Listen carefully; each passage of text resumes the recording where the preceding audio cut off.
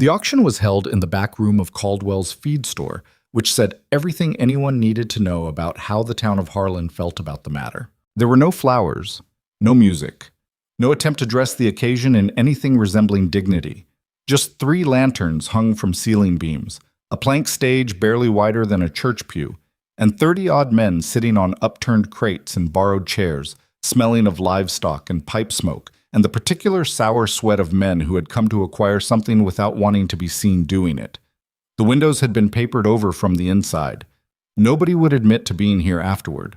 Marshal Deeds stood at the front with a list and the practiced indifference of a man who had auctioned everything from plows to timber rights and saw no meaningful distinction between any of it. "Next," he said, and didn't look up from his paper. The women came from the county shelter. Some had been widowed, some abandoned. One had walked 40 miles after her family's wagon gave out, and there was no family left to walk beside. They ranged in age from early 20s to past 50, and they wore their best dresses, which in most cases meant the only dress that hadn't gone to rags. They stood on the plank stage for as long as it took the room to lose interest, and most of the time that wasn't long. Gideon Hale sat in his back row with his hat in his hands, and his jaw set in the way people who knew him recognized as trouble. He was 41 years old, 6'2", and built like a man who had spent his entire adult life doing work that needed doing regardless of weather or circumstance. His hair had gone iron gray at the temples. His hands were scarred at the knuckles, not from fighting, though there had been some of that, but from wire and tools and the 1,000 small violences a ranch extracted from the men who ran it. He owned 900 acres of the best grazing land in Kearney County, a herd that any cattleman in the territory would have traded his soul to claim, and a house that had been empty of everything except himself and 2 ranch hands for going on 3 years. He had come tonight because his foreman, a blunt Swede named August Lindqvist, had told him he was going to drink himself into the grave if he didn't find some reason to come home before dark. August had said this with the brutal frankness of a man who had known Gideon for 15 years and was no longer afraid of him. Gideon hadn't argued. That was the thing that worried August most. The bidding moved slowly. A woman named Agnes drew $4 from a farmer who needed someone to manage his household and didn't much care what she looked like as long as she could cook. A younger woman with red hair started a brief flare of competition before going to a cattle broker from the next county for $11. The room warmed up after that, men growing louder, calling out numbers with the looseness of people who had found their nerve. Then Marshal Deeds called the next name. Clara Whitlock, widow, 34 years of age. She walked onto the stage and the room went quiet in a different way than it had before. She was not what the men had been hoping for. That much was plain from the shift in posture, the clearing of throats, the sudden interest in boot leather. Clara Whitlock was a large woman, broad in the shoulder and heavy through the middle, with thick hands that had clearly known field work and a face that was plain and unsentimental and showed every year of whatever she'd been through. Her hair was dark brown and pinned back without ceremony. Her dress was clean but had been let out at the seams at least once. She stood on that plank stage and looked out at the room with an expression that was not hopeful and not humiliated. Just present, waiting for whatever came next. Deeds consulted his paper. Previous marriage to Edmund Whitlock, deceased 3 years ago this March. No living children, assessed as... He paused, and his voice went flat in the way of a man reading something he'd rather not. Barren. Someone in the front row laughed. Not loudly, just enough. Clara's expression didn't change. Deeds looked up. "Do I have an opening bid?" Silence. Not the considering silence of men calculating. The other kind. The kind that meant no. A man near the middle said without particular cruelty, just as a statement of fact, "What's the point?" And several others nodded. Deeds waited the appropriate interval. "Going once, $1. The voice came from the back row. Every head in the room turned. Gideon Hale was already standing, hat still in his hands, looking at the stage with an expression nobody in that room could quite read. He wasn't smiling. He wasn't performing anything. He just looked like a man who had made a decision and was prepared to see it through. $1, he said again, in case anyone had missed it. Deeds looked at him for a long moment. "Mr. Hale, you're offering $1 for..." "I heard what you read, $1. The room stirred. Men exchanged glances. Someone near the front turned all the way around in his chair. The cattle broker who'd paid 11 for the red-haired woman muttered something to the man beside him. Deeds cleared his throat. Any other bids? Nothing. Going once, going twice. A pause that seemed to stretch longer than it needed to.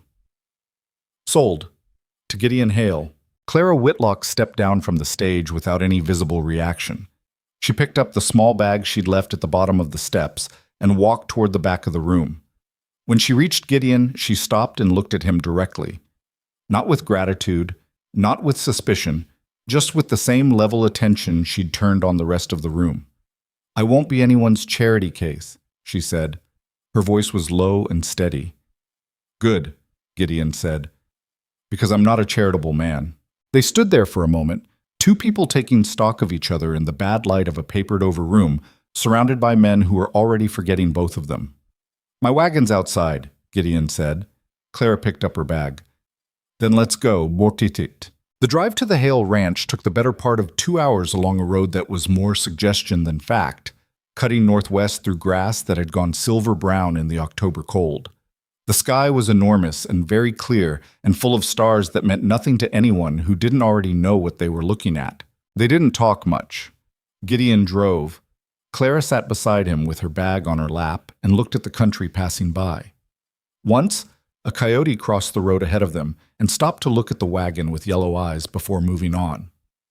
How big is your operation? Clara asked, somewhere around the halfway point. 900 acres. 160 head of cattle, 20 horses, 8 of them breeding stock. He paused. Used to be more horses. What happened to them? My second wife didn't like them, said they were dirty. A beat. Were they? Clara asked. They were horses, Gideon said. Of course they were dirty. It wasn't a joke exactly, but Clara made a sound that might have been the beginning of one. I should tell you something before we get there, Gideon said. All right. The dollar wasn't what it looked like. Clara turned her head to look at him, but didn't say anything. I wasn't there to acquire anyone, he said. The word came out with a faint distaste, like it had been sitting wrong in his mouth the whole drive. I don't need a servant, and I'm not interested in a woman who owes me something. That's not... He stopped, started again. My foreman thinks I'm going to drink myself into an early grave, which is irritating mainly because he's probably right. I own a lot of land and I work hard, and I come home at night to a house with nobody in it. And that's been fine for a long time, except it's not fine anymore. He kept his eyes on the road. What I'm offering is a partnership. You run the house the way you see fit. You tell me when something's wrong and I'll listen, which is something my previous wives would tell you I'm not good at, but I'm trying to get better. You'll have your own room, your own money. I'll pay you the same I'd pay any competent hand, and I'll put your name on a savings account at the Kearney Bank that you can access without my permission. If this doesn't work, you leave with whatever's in that account, and we call it done. Diem Chibiek Soshim Peace. Clara was quiet for a moment. And what do you get? She asked. Someone who's actually there, he said. That's all I'm asking. Another silence, longer this time. The wagon creaked over a rut in the road. Somewhere in the dark, cattle moved through the grass. My husband Edmund, Clara said finally. He was a good man, decent. We had 4 years and I don't regret any of them. She paused. The doctor said after the 3rd miscarriage that it was me, that I couldn't carry. Edmund never made me feel bad about it, but everyone else did. After he died, the county board put me in the shelter because there was nobody to speak for me and no property in my name. That's how I ended up on that stage tonight. Gideon didn't say anything. He didn't try to fix it or minimize it or offer reassurances, which was, without him knowing it, exactly the right thing to do. I know how to run a household, Clara said. I know livestock. I grew up on a farm in Iowa. Worked it till I was 20. I'm not... She stopped, seemed to recalibrate. I'm not looking for someone to take care of me. I'm looking for somewhere I'm allowed to work. That's what I'm offering. Then we understand each other. The lights of the ranch house appeared ahead of them, small and yellow in the dark.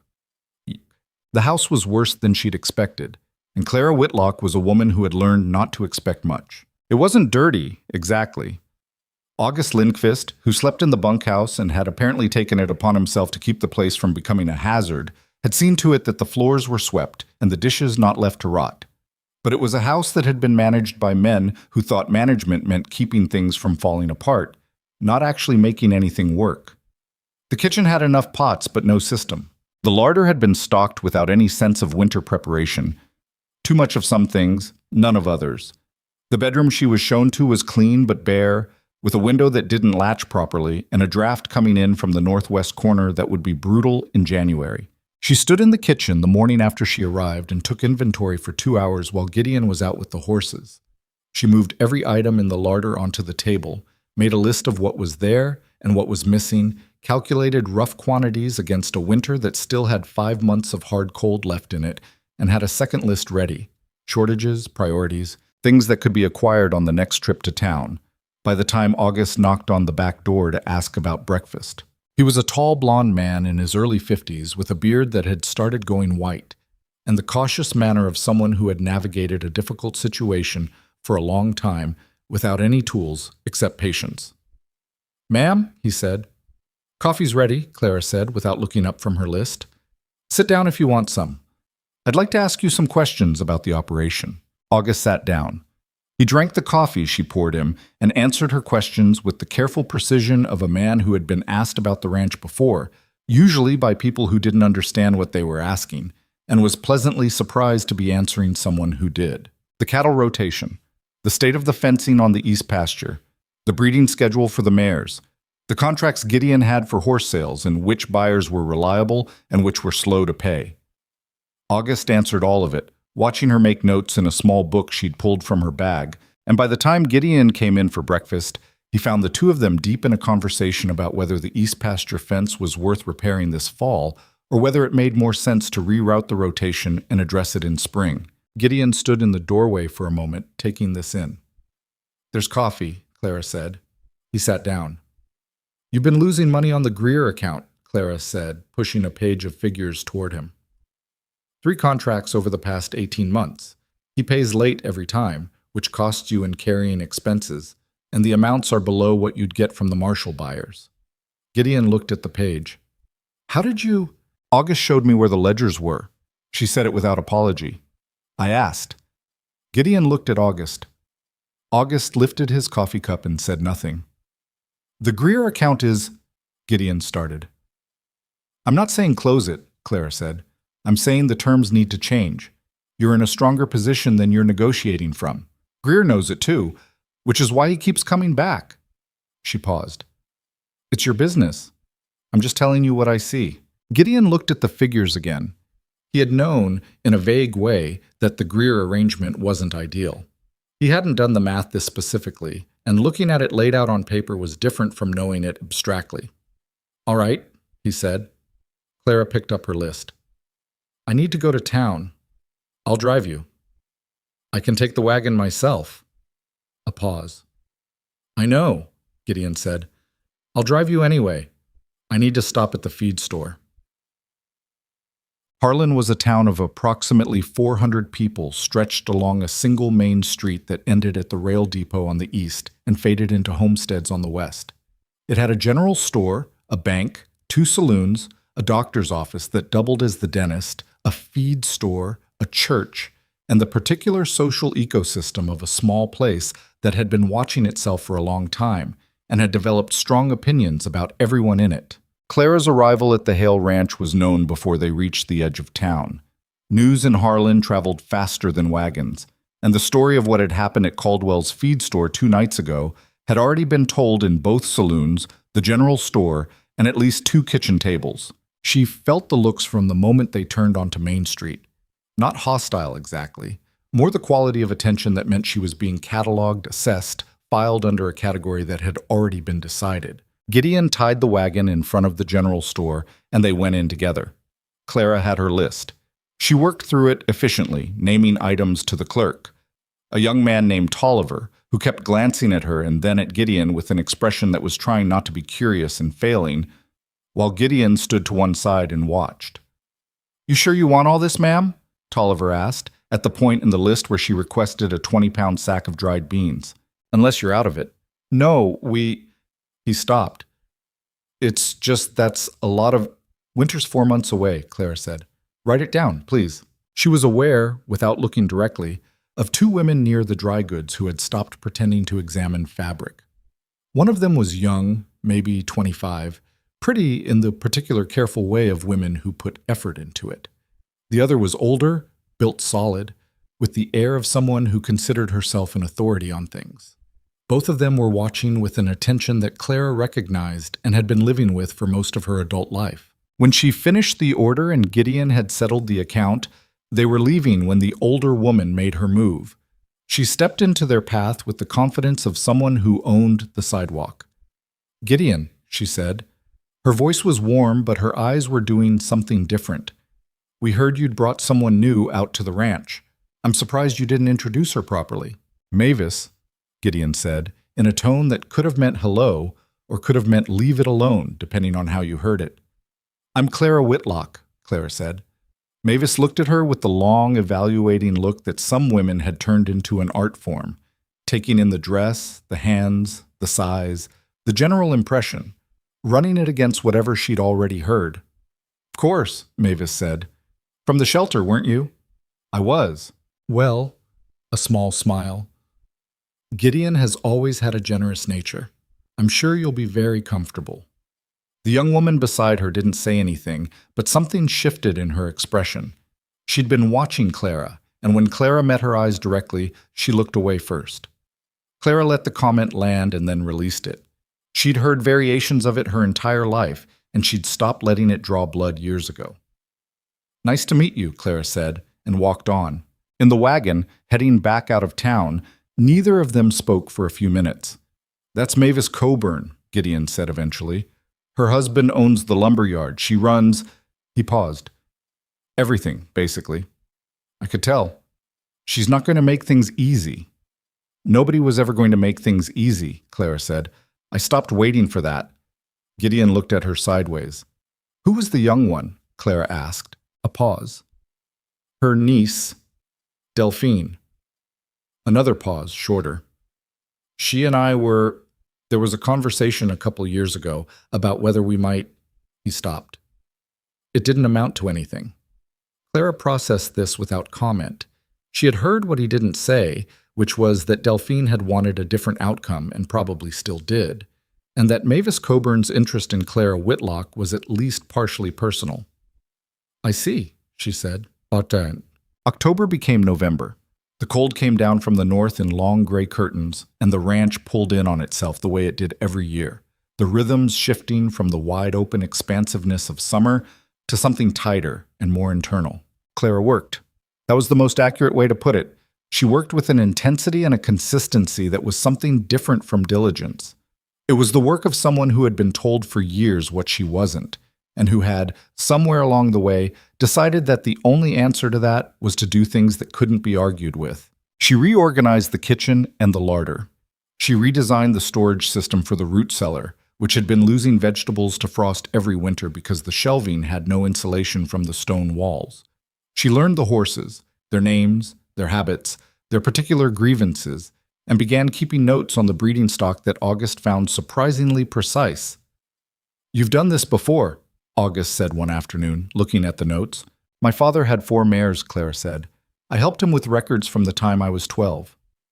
"You have a good eye." "I have a good memory." She handed him back the notebook. "The bay on the end, she favors her left rear. Has she been checked?" August frowned. "I didn't notice anything." "She's not limping. It's in how she shifts her weight when she's standing still." Clara looked toward the paddock. "I could be wrong." She wasn't wrong. August checked the mare that afternoon and found a stone bruise in the early stages, caught before it had developed into anything serious. He told Gideon about it at dinner. Gideon looked at Clara across the table. She was eating without apparent concern about the compliment. "How did you know?" he asked. "I watched her," Clara said. There was something in the simplicity of that answer that sat with him in a way he couldn't quite articulate. He had spent 2 failed marriages trying to explain this place to women who didn't want to understand it. Clara Whitlock had been here 3 weeks, and she was already reading his horses. The evenings were the hardest thing, not for any bad reason, just that they were new, and neither of them quite knew what to do with them. Gideon had been alone in this house for a long time, and alone had its own rhythms, its own comfortable deadness.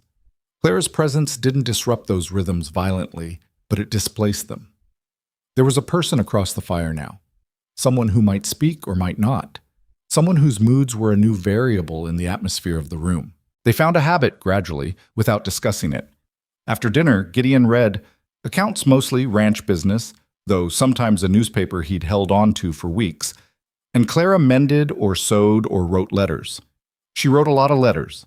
To a cousin in Iowa, to a woman she'd known at the shelter, to the widow of a man Edmund Whitlock had served with in the war. Gideon noticed the letters without asking about them, the way you notice things in a room you'd started to pay attention to. One evening in the third week, Clara put down her mending and said, without looking up, "You don't talk much." "No," Gideon said. "My husband was the same way. It took me 2 years to figure out he wasn't unhappy. He was just quiet." Gideon lowered his paper. "I'm not unhappy." "I know." She picked the mending back up. "I was just saying." He looked at her for a moment. This large, plain, competent woman sitting in the chair that had been empty for 3 years, mending a shirt that belonged to August because August had asked her if she could, and she'd said yes without making anything of it. And he thought, not for the first time, that he had done something at that auction that he didn't fully understand the shape of yet, but that it was not the kind of thing he regretted. "My first wife," he said, "left because she was lonely." Clara looked at him. "She wasn't wrong," he said. "I was building the operation, and I wasn't home much, and when I was home I was tired. She went back to her family in St. Louis. We wrote for a while, and then we didn't." He folded the newspaper. "My second wife left because she was afraid. Not of me, of this." He gestured vaguely at the window, at the dark, and the wind, and the distance. "She grew up in a city. She tried to like it here. She didn't. I don't hold it against her." Clara was quiet for a moment. "What are you afraid of?" she asked. It wasn't a challenge. She asked it the same way she asked about livestock, directly, because she wanted to know. He thought about it seriously, which she appreciated. "That this place will end with me," he said. "That I'll work it my whole life, and then it'll just stop." He looked at his hands. "That seems like a waste." Clara looked back at her mending. The fire popped. Outside, the wind moved against the house with a sound like the land testing the walls. "It won't end with you," she said quietly. It wasn't a promise. She said it with the matter-of-fact certainty of someone noting something they'd observed, the way she'd noted the bay mare's weight shift. Gideon heard it that way and found it, for reasons he couldn't fully explain, more comforting than a promise would have been.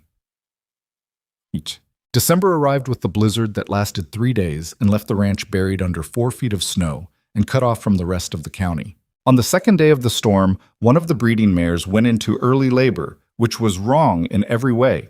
Wrong time of year, wrong conditions, and something clearly wrong with the presentation. August came in from the barn at 4 a.m. with snow on his shoulders, and his face set in the expression of a man who needed help he wasn't sure he could ask for. Clara was already in the kitchen. She'd heard him crossing the yard. "Which mare?" she asked. "The sorrel." The foals turned. "I can't—" He stopped. His hands were shaking, not from cold.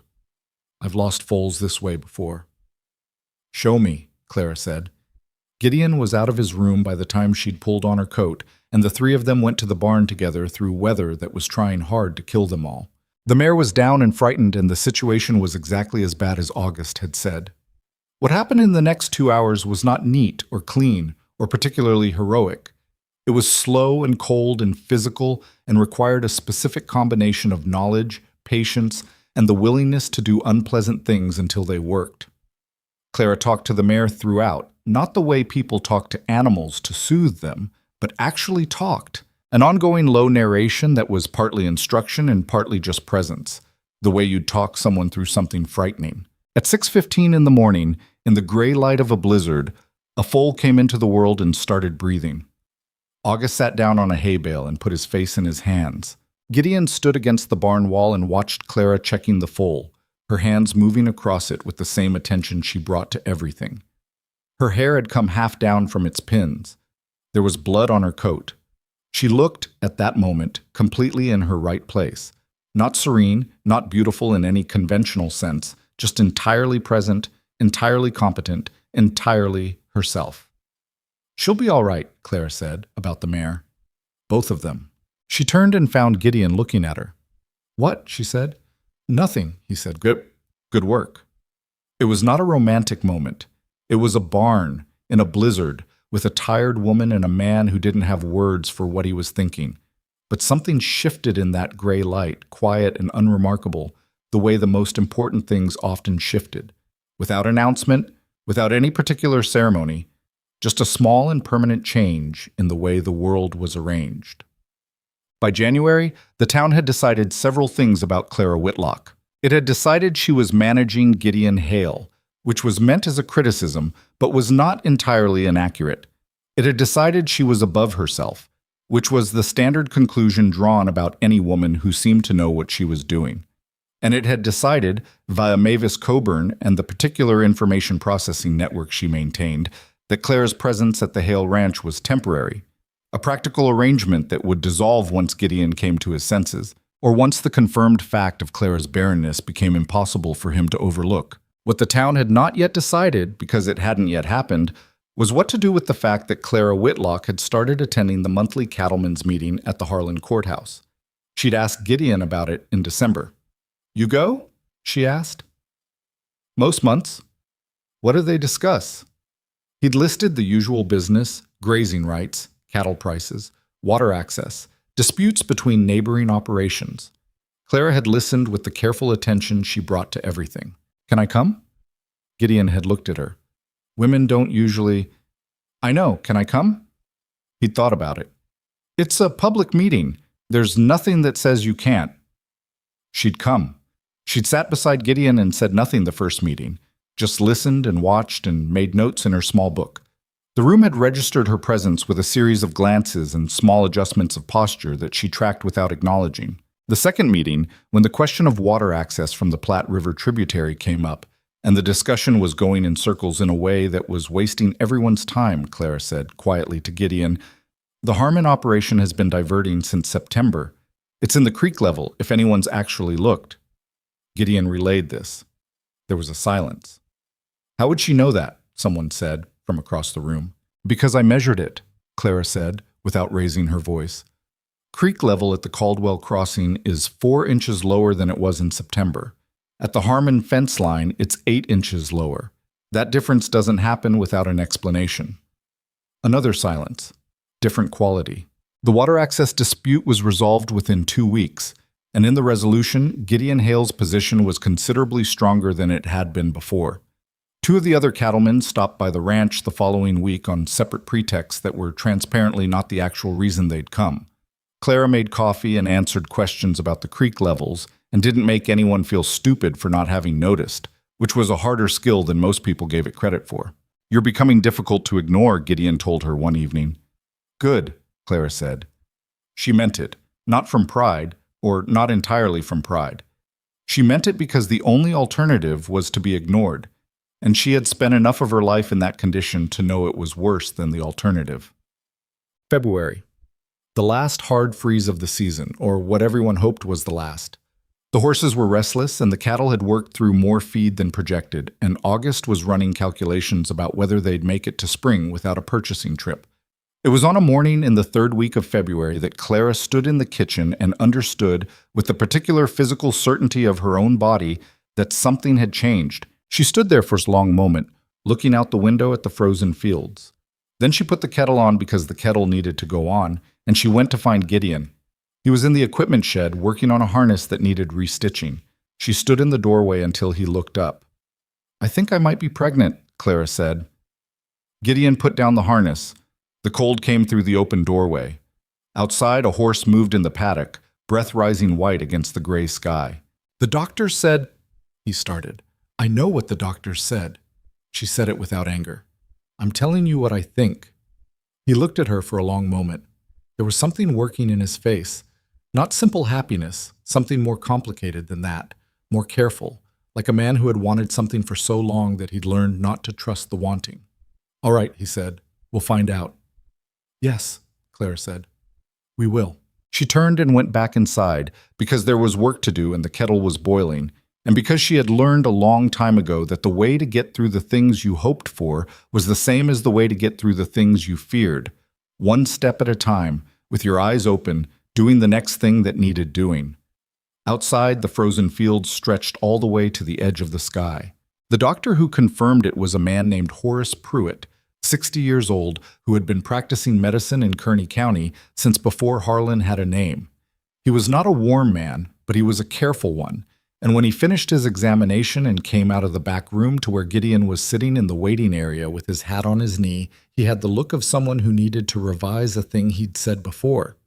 "She's approximately 10 weeks along," Pruitt said. Gideon didn't say anything. "I want to be clear," Pruitt continued, lowering his voice, though there was nobody else in the office. "What was noted in her record, the previous losses, those are risk factors. This will not be an easy pregnancy. She'll need to be careful in the later months, and there are things that could still go wrong." "But she is pregnant." Pruitt looked at him. "Yes, she is." Gideon nodded once and put his hat on. In the wagon on the way home, Clara sat with her hands in her lap and looked at the road ahead. The March sky was doing something complicated, half clear, half a purple gray that meant weather by nightfall. "He said careful," Gideon told her. "I heard him. He means it." "I know what careful means, Gideon." A pause. The wagon moved. A meadowlark called once from somewhere in the grass and didn't repeat itself. "I'm not going to stop working," Clara said. "I want to say that now so we're not arguing about it in 3 months. I'm not asking you to stop working. You were thinking about it." He was. He didn't deny it. "I was thinking about the horses. The barn work. August can do the barn work." She turned her head to look at him. "I'll stay off the ladders.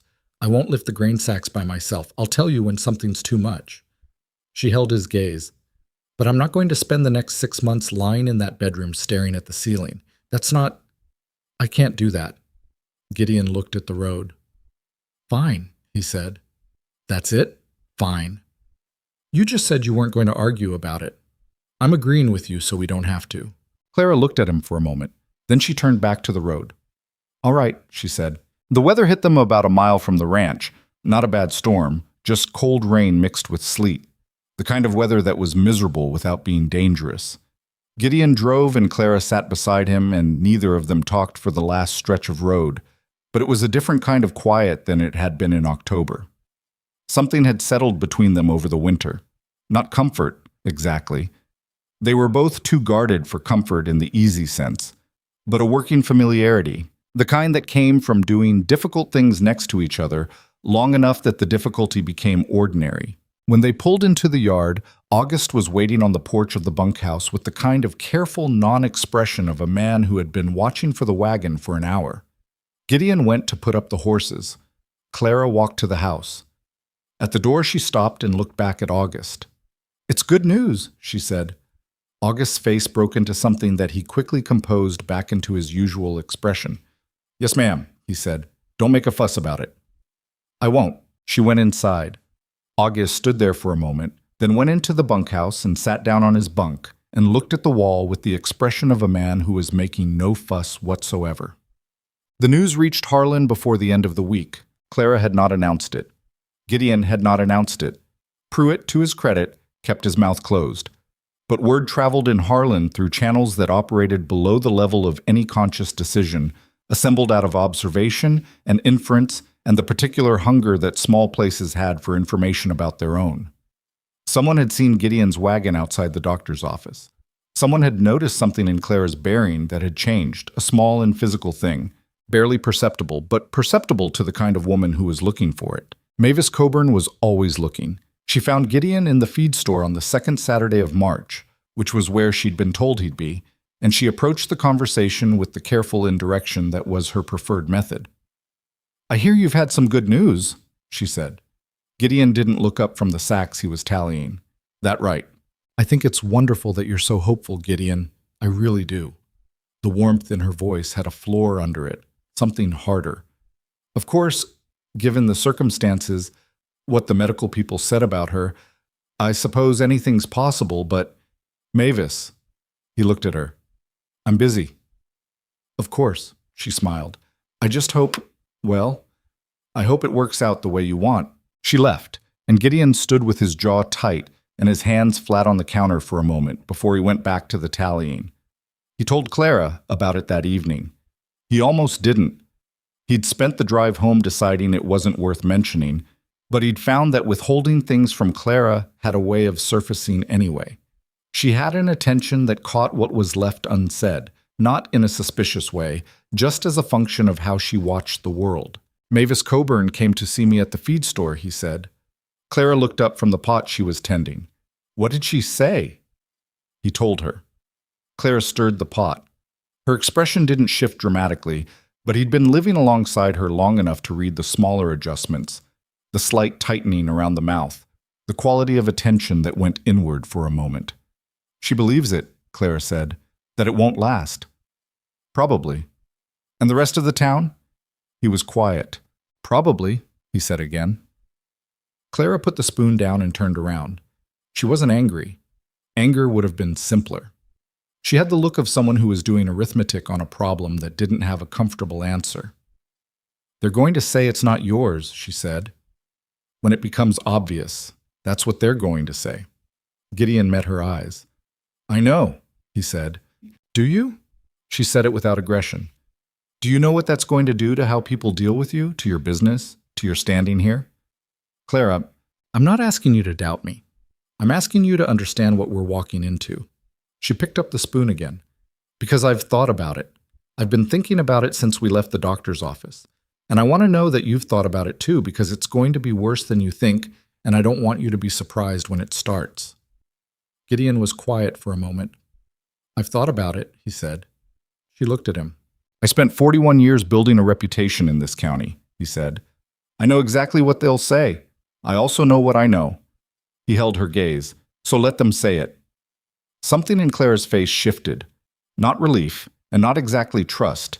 She was not a woman who came to trust easily. But something. An adjustment in the way she was carrying the weight of it. "All right," she said. "Then we're clear."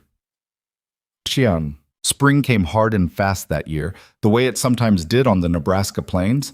One week frozen, the next week wildly, almost aggressively alive. The grass coming up green so quickly, you could almost watch it move.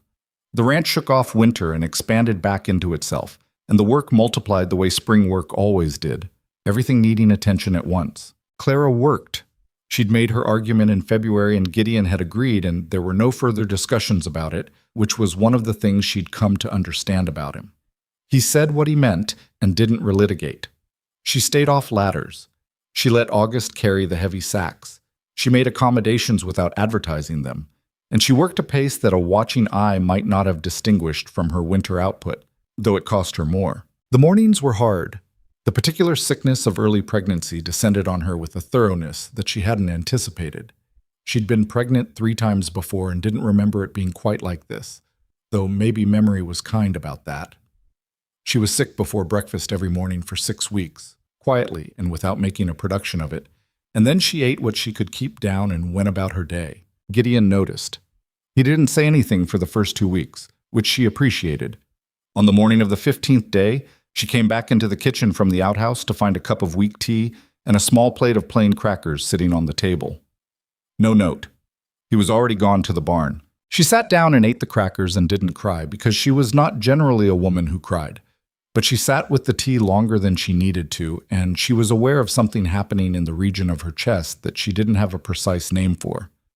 When he came in for breakfast, she said, without looking up from what she was doing, "The crackers helped." "Good," he said, and poured himself coffee. That was all. It was enough. The breeding season for the horses ran from April through June, and it was during this period that Clara began to reshape the operation in ways that went beyond anything Gideon had specifically asked for or imagined. She had been keeping records through the winter. Careful, detailed notes on each of the 8 breeding mares and the 2 stallions, their histories, their foaling records going back as far as August could remember, their physical characteristics and the qualities they reliably passed to their offspring. She had written, without saying anything to anyone, to a man in Lexington who published a quarterly newsletter on American horse breeding, asking specific questions about bloodline documentation and registration with the newly formed breeding associations in the East. The man had written back. The correspondence had gone 3 rounds by April. She brought it to Gideon on a Sunday evening. "I want to show you something," she said. He sat down and she put the papers in front of him.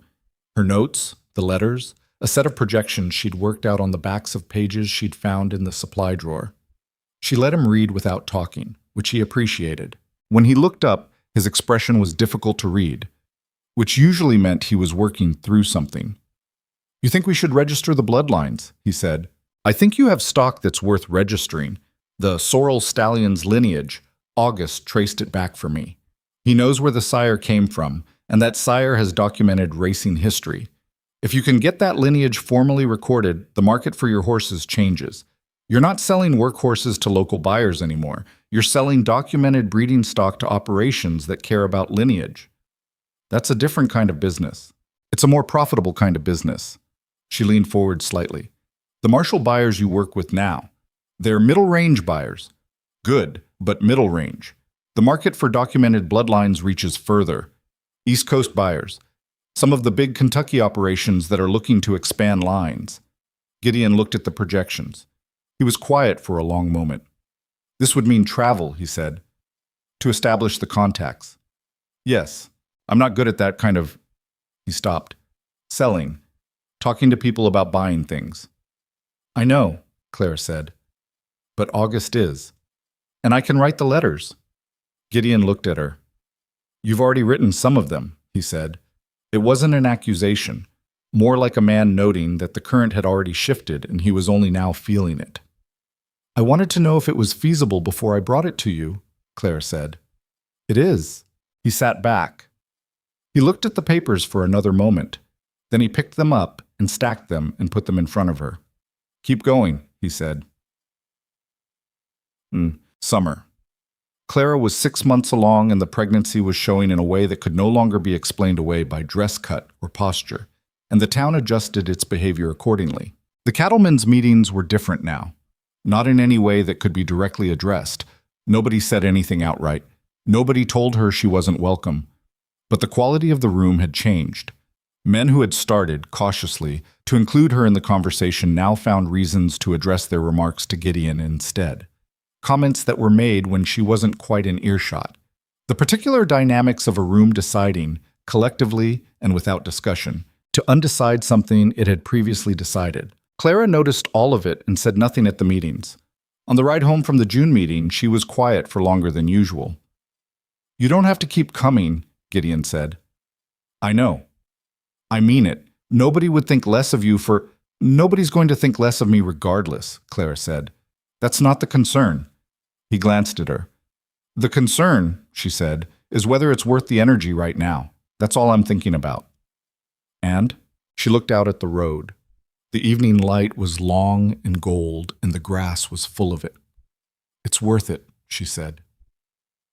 She went to the July meeting and the August meeting, and she said almost nothing at either. But she was there, and her being there was a statement that Harlan was learning it could not argue with simply by ignoring it. The rumor started in August. Clara had expected it, had told Gideon to expect it, but the form it took was still unpleasant in its specifics. The story, as Gideon heard it from a rancher named Potts, who told him out of what appeared to be genuine discomfort rather than malice, was that Clara had been in a relationship with a man in the next county before coming to Harlan. That the child was not Gideon's, that the entire arrangement was a scheme to secure the Hale Ranch for an illegitimate heir, and that Gideon was too blinded by wanting a family to see it. Potts had heard it from his wife. His wife had heard it from Mavis Coburn. Gideon came home from that conversation and told Clara the same evening. He told her plainly, without softening it, because that was how they dealt with things, and softening it would have been an insult to her. Clara listened without interrupting. When he finished, she sat with it for a moment. "Is there anything you want to ask me?" she said. "No." "Gideon." "No," he said again. "There's nothing I want to ask you." She looked at him steadily. "You're not even curious." "I know who I am," he said, "and I know what the last 8 months have looked like. So no, I'm not curious." She looked at him for a long time with an expression he couldn't entirely read. "All right," she said. "What are you thinking?" he asked. It was not something he asked often. Not from indifference, but from a natural reticence about asking things that might not want to be answered. "I'm thinking," Clara said slowly, "that I need to handle this myself. Not you, not August." She looked at her hands. "If you go defend me, it makes it about your pride. And if August goes, it makes it about loyalty to the ranch. It has to be me." "How?" "I don't know yet," she said, "but I'll figure it out." What she figured out was not dramatic. There was no confrontation, no raised voices, no public scene that the town could file under the category of difficult woman. What Clara did was show up. She went to the general store twice a week instead of once. She lingered over her purchases. She was consistently, unfailingly polite to every person who spoke to her, including the ones who were clearly awkward about it, and she asked questions that required answers, about families, about harvests, about the specific situations of specific people in a town she was learning with the same attention she brought to everything. She brought preserves she'd made to the wives of two of the men whose opinions mattered most in the county, not as a gesture of appeasement, but as a straightforward expression of neighborliness, delivered without any acknowledgement that things were complicated. She attended the August cattlemen's meeting visibly, noticeably pregnant, and when the question of the water access dispute came up again with a new wrinkle she'd identified in the county records, she addressed it directly and correctly. And two of the men who had been looking past her for the last 2 months looked at her instead. It didn't resolve overnight, it didn't resolve in a month. But the rumor, denied the oxygen of Clara's absence or distress, slowly lost its legs. People in small towns needed narrative movement to keep a story alive, and Clara refused to move in any narrative direction except forward. Mavis Coburn watched all of this with an expression that Delphine, her niece, privately thought looked like someone who had thrown a stone at a wall and watched the wall not move. "She's not what I expected," Delphine said, one afternoon in August in Mavis's parlor. "She's stubborn," Mavis said. "Maybe," Delphine looked out the window. "Or maybe she knows what she is." Mavis looked at her sharply. Delphine looked back with an expression she had been working up to for about 3 months. "I know what you were doing," Delphine said quietly. "With Gideon. What you were hoping for." "Delphine, I don't want it," Delphine said. "I want you to know that. I never wanted it the way you thought I did." She stood up. "And I think what you did with those rumors was unkind." She left, and Mavis sat in her parlor with the afternoon light coming through the windows, and she had the particular sensation of a woman who has always been right about everything and has just encountered the outer edge of where that gets you. September arrived with a change in the quality of the light that Claire had come to recognize as the Great Plains' way of preparing you for what was coming. Longer shadows, the grass going gold in a different key than the summer gold, a smell in the morning that wasn't quite cold yet but was thinking about it. She was in the last weeks of the pregnancy and she'd made the accommodation she'd promised. Fewer physical tasks, more time in the house, the work shifting toward planning and correspondence rather than the physical labor she preferred. The breeding records were thorough now, 4 notebooks filled in her neat, close hand, and the letters she'd written over the summer had produced 2 genuine inquiries from buyers in Illinois whose interest in documented bloodlines was exactly what she'd told Gideon it would be. Gideon had gone to Lexington in August to meet one of those buyers in person. He'd been gone 4 days, which was the longest they'd been apart since October. On the second night, Clara had sat up later than usual in the chair by the fire, not reading, just sitting, and August had knocked on the door at 9 o'clock on some pretext about the supply list that neither of them believed. She'd made him coffee, and they'd talked about the horses for an hour, and she'd been grateful for the company without saying so, and he'd provided it without making her acknowledge it. And that was its own kind of friendship, the kind that didn't need to name itself. Gideon came back from Lexington with a contract in his jacket pocket for 3 yearlings at prices that made August swear quietly when he heard them. He spread the papers on the kitchen table, and Clara looked them over with the careful attention of someone who had written enough letters to understand what the numbers meant. "This is good," she said. "It's better than good," Gideon said. He was still standing, still in his road coat. He had the look of a man who had just seen something work, and was still slightly startled by it. Clara looked up at him. There was something in his expression, the combination of the surprise and the effort behind it. The way he was standing in his own kitchen looking at papers she'd helped make happen, still in his coat because he hadn't even stopped to take it off. And something in her chest did the same thing it had done in the winter when she'd found the crackers on the table.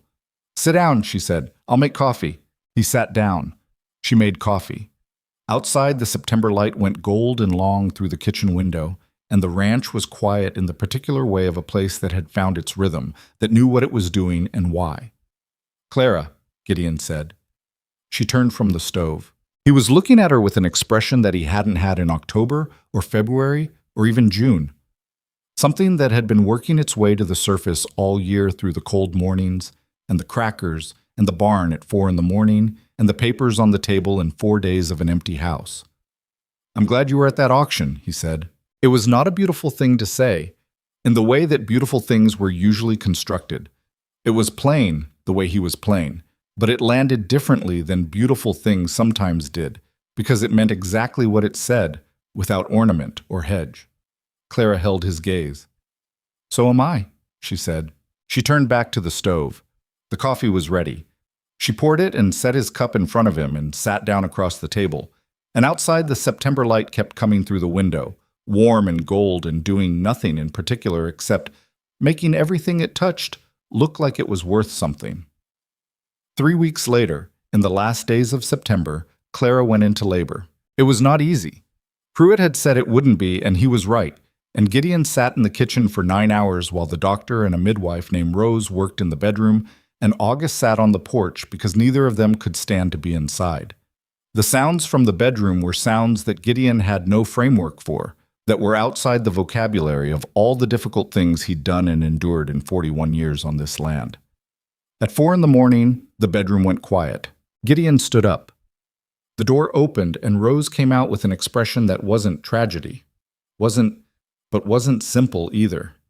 She looked at Gideon with the directness of a woman who'd been in enough rooms like this to know that plain truth was kinder than delays. "She's all right," Rose said. "She lost a lot of blood. She's going to need time." A pause. "You have a son."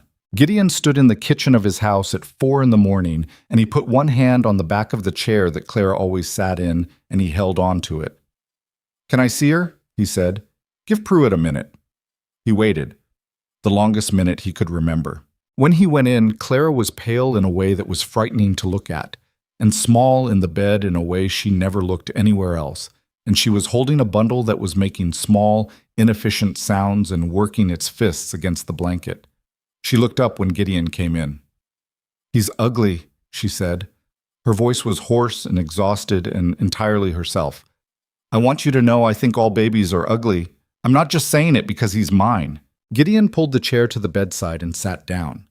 He looked at his son, who was red and wrinkled and working his face with the ferocious purposefulness of someone very new to the entire project of existing. "He's fine," Gideon said. "He's ugly," Claire said. "But he's fine." She shifted the bundle slightly. "Do you want to hold him?" Gideon looked at the child and then at Clara, who was watching him with eyes that were tired down to the bone but steady. He held out his hands. She put the baby in them, and Gideon held his son in the bad light of 4 a.m, in the bedroom of a house that had been empty for too long, and outside the plains were dark and enormous and going on forever, and inside the room was small and warm and full of the three of them. He didn't say anything. There was nothing that needed to be said. They named him Thomas Edmund Hale. Thomas for no particular reason except that it was solid and didn't try too hard. Edmund for the man Clara had loved first, which Gideon had suggested himself on the 3rd morning after the birth, sitting in the bedside chair with the baby on his knee, and which Clara had received with the careful stillness of someone trying not to show how much a thing mattered. "You don't have to do that," she said. "I know," Gideon said. "I want to." Thomas Edmund Hale it was. The first weeks were the hard mechanical weeks that all new parents entered. The sleeplessness, the learning curve of a creature who had not yet developed any consideration for the schedules of other people. The particular adjustment of a household that had been organized around 2 self-sufficient adults and now contained something entirely helpless and entirely demanding. Clara healed slowly. Pruitt came twice in the first 2 weeks and said what he said about blood loss and rest, and Clara listened and did approximately half of what he recommended, which Gideon suspected was more than she would have done if he hadn't been watching. The town came. That was the thing Clara hadn't anticipated, or hadn't let herself anticipate. The way Harlan arrived at the Hale Ranch door in 1s and 2s over the course of October, with food and small gifts and the tentative goodwill of people who had been watching something with skepticism and found themselves needing to adjust. Potts came with his wife, who brought a quilt she'd made herself, and held Thomas with the careful competence of a woman who had raised 4 children and found the weight and smell of a new baby to be one of the world's reliable consolations. She looked at Clara across the kitchen table and said, without preamble, "I want to apologize for what my husband told you about what was being said. Not for him telling you. You needed to know, but for the fact of it." "You didn't start it," Clara said. "No." Mrs. Potts looked at her steadily. "But I didn't stop it either." It was the most honest thing anyone in Harlan had said to Clara in the year she'd been there, and she respected it enough not to minimize it. "Thank you," she said, "for the quilt." What Mavis Coburn did was more complicated. She came alone on a Wednesday afternoon in the 3rd week with a jar of preserved peaches and an expression that had shed most of its calculation and looked, for once, like something more plain and human underneath. She stood in the kitchen and looked at Thomas in his cradle by the stove and said nothing for a moment. "He has Gideon's chin," she said finally. Clara, who was sitting with coffee, looked at her. "He does." Mavis set the peaches on the table. She didn't sit down, and Clara didn't invite her to, and they understood each other about that. "I wasn't kind," Mavis said.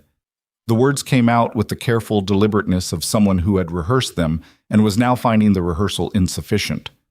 "Last year, what got said around town, I wasn't kind about it." "No," Clara said. "You weren't." Mavis seemed to have expected either more resistance or more forgiveness, and the plain agreement unsettled her. "I had reasons," she started. "I know what your reasons were," Clara said. "I figured it out pretty early." She looked at the woman across the kitchen from her, at the effort it had taken to come here, at the pride that was still present but had been overridden for the morning. "I'm not going to be your enemy, Mavis. I don't have the time or the interest, but I'm also not going to pretend it didn't happen." Mavis looked at her for a long moment. "No," she said. "I don't suppose you would." She left. The preserved peaches stayed on the table. Clara looked at them for a while, then put them in the larder, because wasted food was wasted food, regardless of who brought it. Thomas at 3 months was a person with opinions. He had decided he preferred being held facing outward so he could see things, and he expressed displeasure at any configuration that denied him this with a volume and persistence that Clara found both exhausting and privately admirable. He had his father's coloring, dark hair, gray eyes that were developing toward the same quality of direct assessment, and he had something in his expression when he was working through something new, some focused intensity that Gideon recognized from the mirror without mentioning. "He's watching the horses," Gideon said one afternoon, standing at the paddock fence with Thomas in the crook of his arm. The baby was staring at the sorrel stallion with an attention that seemed, for a 4-month-old, improbably focused. "Don't tell August," Clara said. "He'll start training him." "August would start training him tomorrow if we let him." "I know." She leaned on the fence beside him. "The Illinois buyers want 2 more yearlings in the spring." "I know. I got their letter." "And the Lexington man, Hartwell, he wants to come see the operation in May, in person." Gideon looked at her sideways. "You're already working on spring. Winter's coming. There's not much else to plan." He looked back at the horses. "What do you need?" "Another mare. The line from the Bay Stallion is the one Hartwell's interested in. He said so in his last letter. We need more breeding capacity on that line if we're going to handle the volume they're talking about." "That's money." "It's an investment." "It's money now," Gideon said. "The return is a year out at minimum." "I know," Clara said. "Do we have it?" He thought about it the way he thought about financial decisions, honestly, without optimism inflating the numbers. "We have it. It's tight." "Then let's be tight for a year and see what May looks like." She reached over and adjusted Thomas's blanket, which had slipped. "I'll write to Hartwell and tell him to come." Gideon looked at her, at the profile of her face in the November light, at the complete matter-of-fact ease with which she talked about the ranch's future as though it were as much hers as his, which it was. He had made it hers, and she had made it hers, and the 2 things had happened at different paces but had arrived at the same place. "All right," he said. "Write to Hartwell." The winter of 1875 was the hardest since Clara had come to the ranch. and the hardest in Kearney County in recent memory. It started in November, and by December it had settled into a cold that was not dramatic but was relentless. Not blizzards, but a sustained grinding freeze that worked into everything, into the walls and the equipment and the animals and the people, wearing at them in the way that sustained things wore at you differently than sudden ones. 2 of the cattle died in January, not from the cold directly, from a respiratory illness that moved through the herd, and that Gideon and August fought for 3 weeks with the tools available to them, which were limited. Clara was in the barn every evening through those 3 weeks, keeping records, noting which animals were worsening and which were holding, getting up at 4 in the morning to check on the ones August was most worried about. Thomas slept through most of it, which was one mercy. They lost 2. They saved 38 that looked, at points, like they might go the same way. Gideon stood in the barn on the morning after the second animal died, and he had the look of a man absorbing a cost he'd known was possible, and was absorbing without complaint, which was its own kind of hard thing. It could have been worse, August said. It could have been a lot worse, Clara said. Gideon nodded. He picked up a shovel. Let's get this done. There was no more said about it. That was the culture of the place, and Clara had absorbed it over the 1.5 years she'd been here. The stoicism that was not indifference but was a practical adaptation to a life in which things went wrong regularly and you had to keep working regardless. She'd had her own version of it before she came here. Here it had found its natural company. That February, sitting at the kitchen table after Thomas had gone to sleep, Clara was going through the breeding records when she stopped at a particular page and looked at it for a while. What? Gideon asked. I've been thinking about the documentation process, she said. For the bloodlines. What about it? The way it works now, the registration is held by the operation. By you. Under your name. She looked up at him. If something happened to you, the standing of the breeding operation would be contested. The records would be yours. The contracts would be yours. And whoever managed your estate might or might not handle it the way we've been handling it. Gideon looked at her.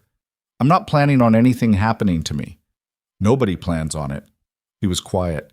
I want the records to be joint, Clara said, and the breeding contracts should have both our names on them. I'm not talking about the land. That's a different question and a more complicated one. But the horse operation is something I've built as much as you have, and I want it protected. It was a hard thing to ask. She knew it was a hard thing to ask. In 1875 in Kearney County, Nebraska, the legal infrastructure for a woman's claim to a jointly built enterprise was thin and full of holes. And what she was asking for was not just a legal arrangement, but an acknowledgement, a statement from Gideon about what this was. He looked at her for a long moment. I'll talk to the lawyer in Kearney, he said, in the spring. That's all I'm asking. He talked to the lawyer in the spring, and the lawyer looked at him over the tops of his glasses with the expression of a man reviewing an unusual document, and said that it could be done, that it was unusual but not impossible.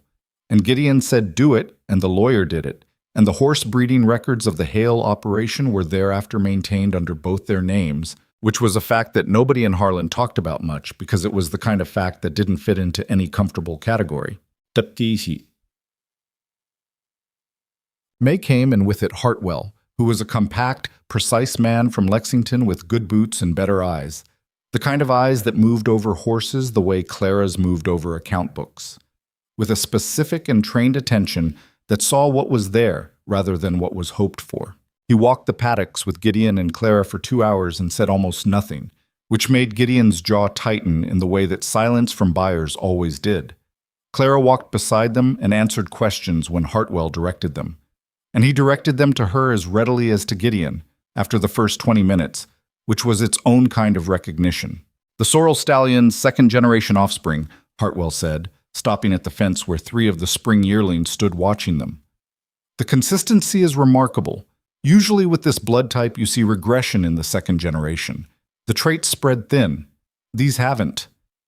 The selection criteria for the breeding pairs is stricter than it used to be, Clara said. We stopped letting proximity make the decision. Hartwell looked at her. You designed the pairing protocol? I adjusted it. August had the foundation knowledge. I built the record system on top of it. Hartwell looked at the yearlings again. Then he turned to Gideon.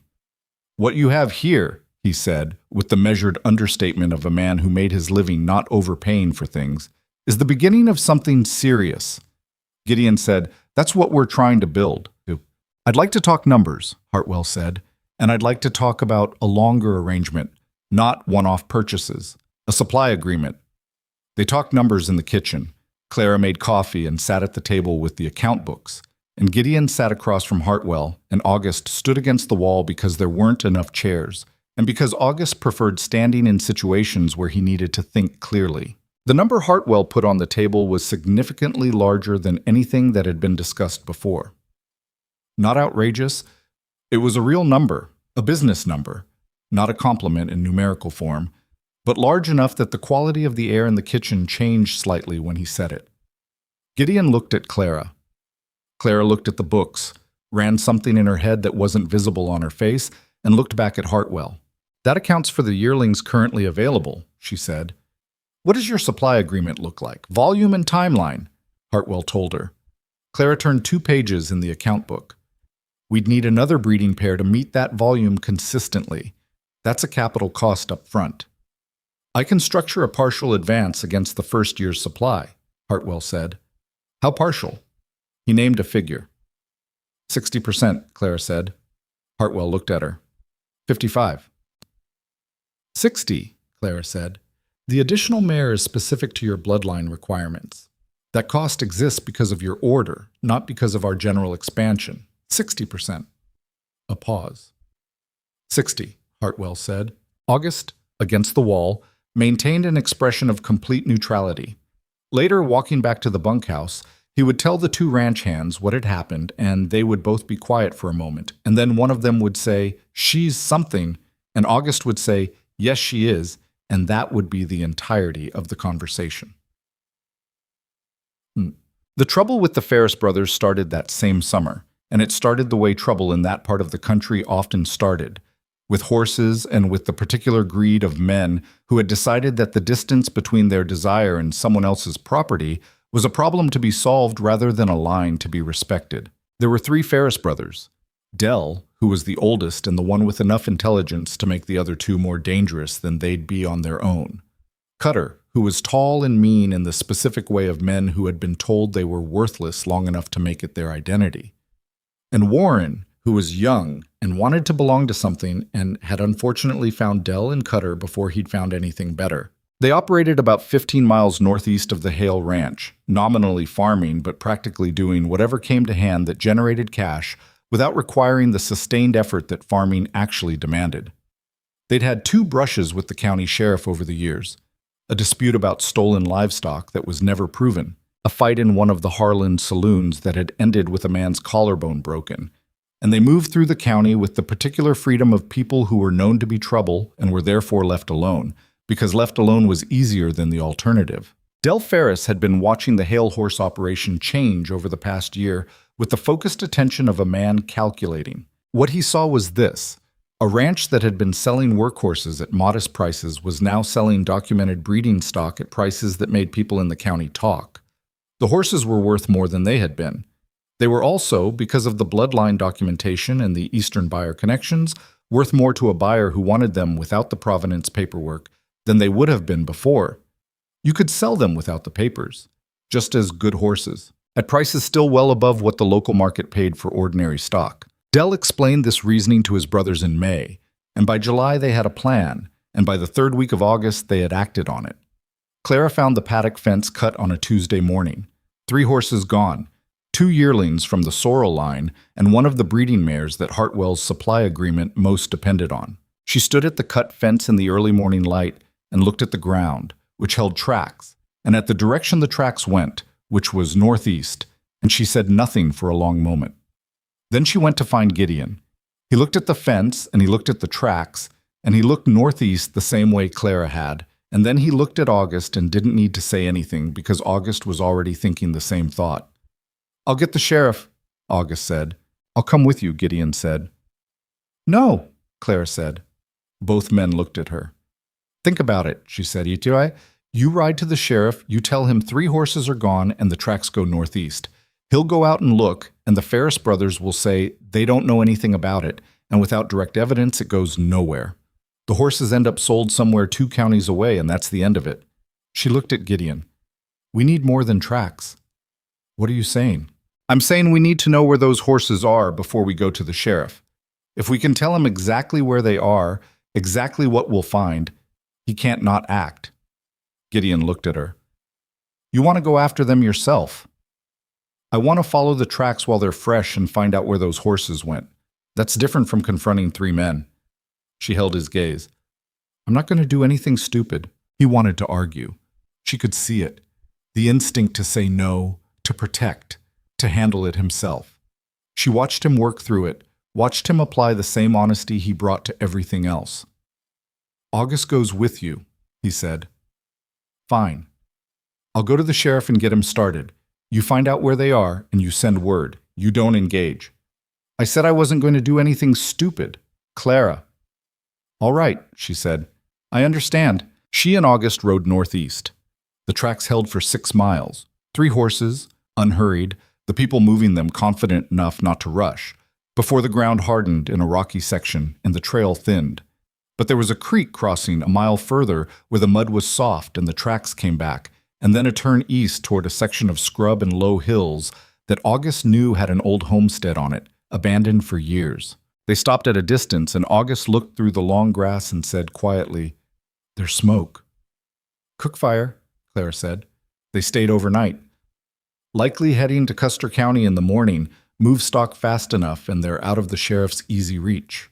Clara looked at the distant smear of smoke against the sky. She thought about the breeding mare, a chestnut named Sadie, that she had picked out herself and whose value to the supply agreement was specific and considerable, standing in the dark with men who didn't care what she was worth except in the most transactional sense. We need to go back, she said. August looked at her, checking. I said I wasn't going to do anything stupid, Clara said. I meant it. Let's go. They rode back and met Gideon on the road. He'd gotten the sheriff, a man named Carver, and 2 deputies, and they were already moving. Clara told Carver exactly what she'd found, exactly where the smoke was, and the confidence of her information, the specific distance, the creek crossing, the direction of the smoke, made him look at her with a reassessment visible in his expression. You certain? He said. I'm certain about the tracks and the smoke, Clara said. I'm inferring the rest, but it holds. Carver looked at Gideon. Gideon said nothing. He'd learned not to qualify Clara's statements. Carver and his deputies went. Gideon and August and Clara rode back to the ranch and waited, which was the hardest part, the sitting and the waiting while other people went to do the thing you wanted to do yourself. The horses came back the next afternoon in the custody of a deputy who was managing them with more confidence than skill. All 3, both yearlings and Sadie, showing no significant harm. Del Ferris and Cutter Ferris were in county custody. Warren, the youngest, had apparently decided somewhere in the night that this was not the belonging he'd been looking for and had disappeared, and Carver was fairly sure he'd keep disappearing. The hearing was in October in the Kearney County Courthouse, and Clara went. Gideon had expected her to go and had said nothing about it. August had driven them in the wagon and waited outside because the courtroom was full and August's presence would have been a distraction. He was the kind of man who changed a room's atmosphere simply by being in it. It was not a complicated legal proceeding. The evidence was substantial. Carver had found the cut fence tool in Dell's saddlebag, which was the kind of specific stupidity that made prosecutors' lives easy. The 2 Ferris brothers sat at the defendant's table with the look of men who had been here before and had a working understanding of how it ended. What made it complicated was the attorney the Ferris brothers had hired, a man from Omaha named Brecht, who had the particular professional skill of making obvious things seem questionable. He spent his effort not on the evidence, but on the witness, on Clara, who had been called to testify about what she'd found and what she'd tracked, and whose authority to speak about the Hale horse operation Brecht had identified as the softer ground to work. Mrs. Hale, he said. He used the title with a precision that indicated he'd thought about it. You describe yourself as managing the horse breeding operation on the Hale property. I do, Clara said, and yet the operation is registered under your husband's name. The land is registered under my husband's name, Clara said. The breeding records and operating contracts are registered jointly. You're welcome to check the county records. Brecht adjusted. He was good enough to do it without visible fumbling. The night in question, You tracked the horses over 6 miles of difficult ground and identified a location with, as you say, smoke from a cook fire. He paused. How exactly did you acquire the tracking skills you're claiming to have used? The courtroom was full, and it was quiet in the way of a room that was paying attention. I grew up on a farm in Iowa, Clara said. My father tracked deer and cattle. He taught me. She looked at Brecht with the same level of attention she brought to Mavis Coburn and difficult account books and horses with weight problems. Is there a question? My question is whether a woman who runs a household and manages paperwork is a credible witness to an outdoor tracking exercise. Clara looked at him for a moment. I manage a household, she said. I also manage the breeding records for 14 horses. I negotiated the supply contract with our primary buyer that makes those horses worth stealing in the first place. I identified a previously undocumented creek water diversion on this county's land 2 years ago, and I tracked 3 horses 6 miles across mixed terrain at 4 in the morning before the dew had burned off. She paused. If you'd like to dispute which of those things qualifies me to read tracks, I'm happy to be specific. Ishiku? Yispedits. The courtroom made a sound, not laughter, something closer to the collective exhale of people who had been holding a breath. Judge Morris, who had been on the bench in Kearney County for 16 years, and had the expression of a man who had seen every variety of human foolishness and maintained his equanimity by finding it interesting rather than distressing, looked over the top of his glasses at Brecht. Brecht said, No further questions. Del Ferris got 2 years. Cutter got 18 months. Clara drove home in the wagon with the late October light on the plains and Thomas on her lap because she'd left him with Gideon for the day, and he'd apparently communicated his displeasure at the arrangement with enough volume that Gideon had decided to bring him to town. Thomas, who was 13 months old and very interested in horses and wagons and anything else that moved, sat in her lap and put his hand on the reins she was holding. No, she said. He looked up at her. You can hold them when you're older, she said. Sit still. Thomas considered this position and found it unsatisfactory, but he sat still, which was, for Thomas Edmund Hale, a significant concession. You were good in there, Gideon said. Brecht wasn't that sharp. That's not what I said. Clara looked at the road ahead. It needed to be done right, she said. If I'd gotten angry or backed down, it would have undermined the whole thing. Carver's testimony, the physical evidence, none of that would have held up as well if I'd looked unreliable. I know, Gideon said. That's what I'm saying. She glanced at him. You were worried I'd get angry. I was worried Brecht would get under your skin. People like Brecht have been trying to get under my skin my whole life, Clara said. I stopped having a lot of skin available for that purpose a long time ago. Gideon was quiet for a moment. Was it hard? He asked. Being up there. She thought about it honestly, which was the only way she answered questions. Yes, she said. Not because of Brecht, because of the room. All those people watching and deciding what I was. She shifted Thomas on her lap. I kept thinking about that feed store, that plank stage. Gideon said nothing. He knew what she meant. It was different, though, she said, in the court, because I was standing up there for a reason, on my own account. She looked at the October light on the grass. That makes it different. They drove the rest of the way in the comfortable silence that had become their natural currency.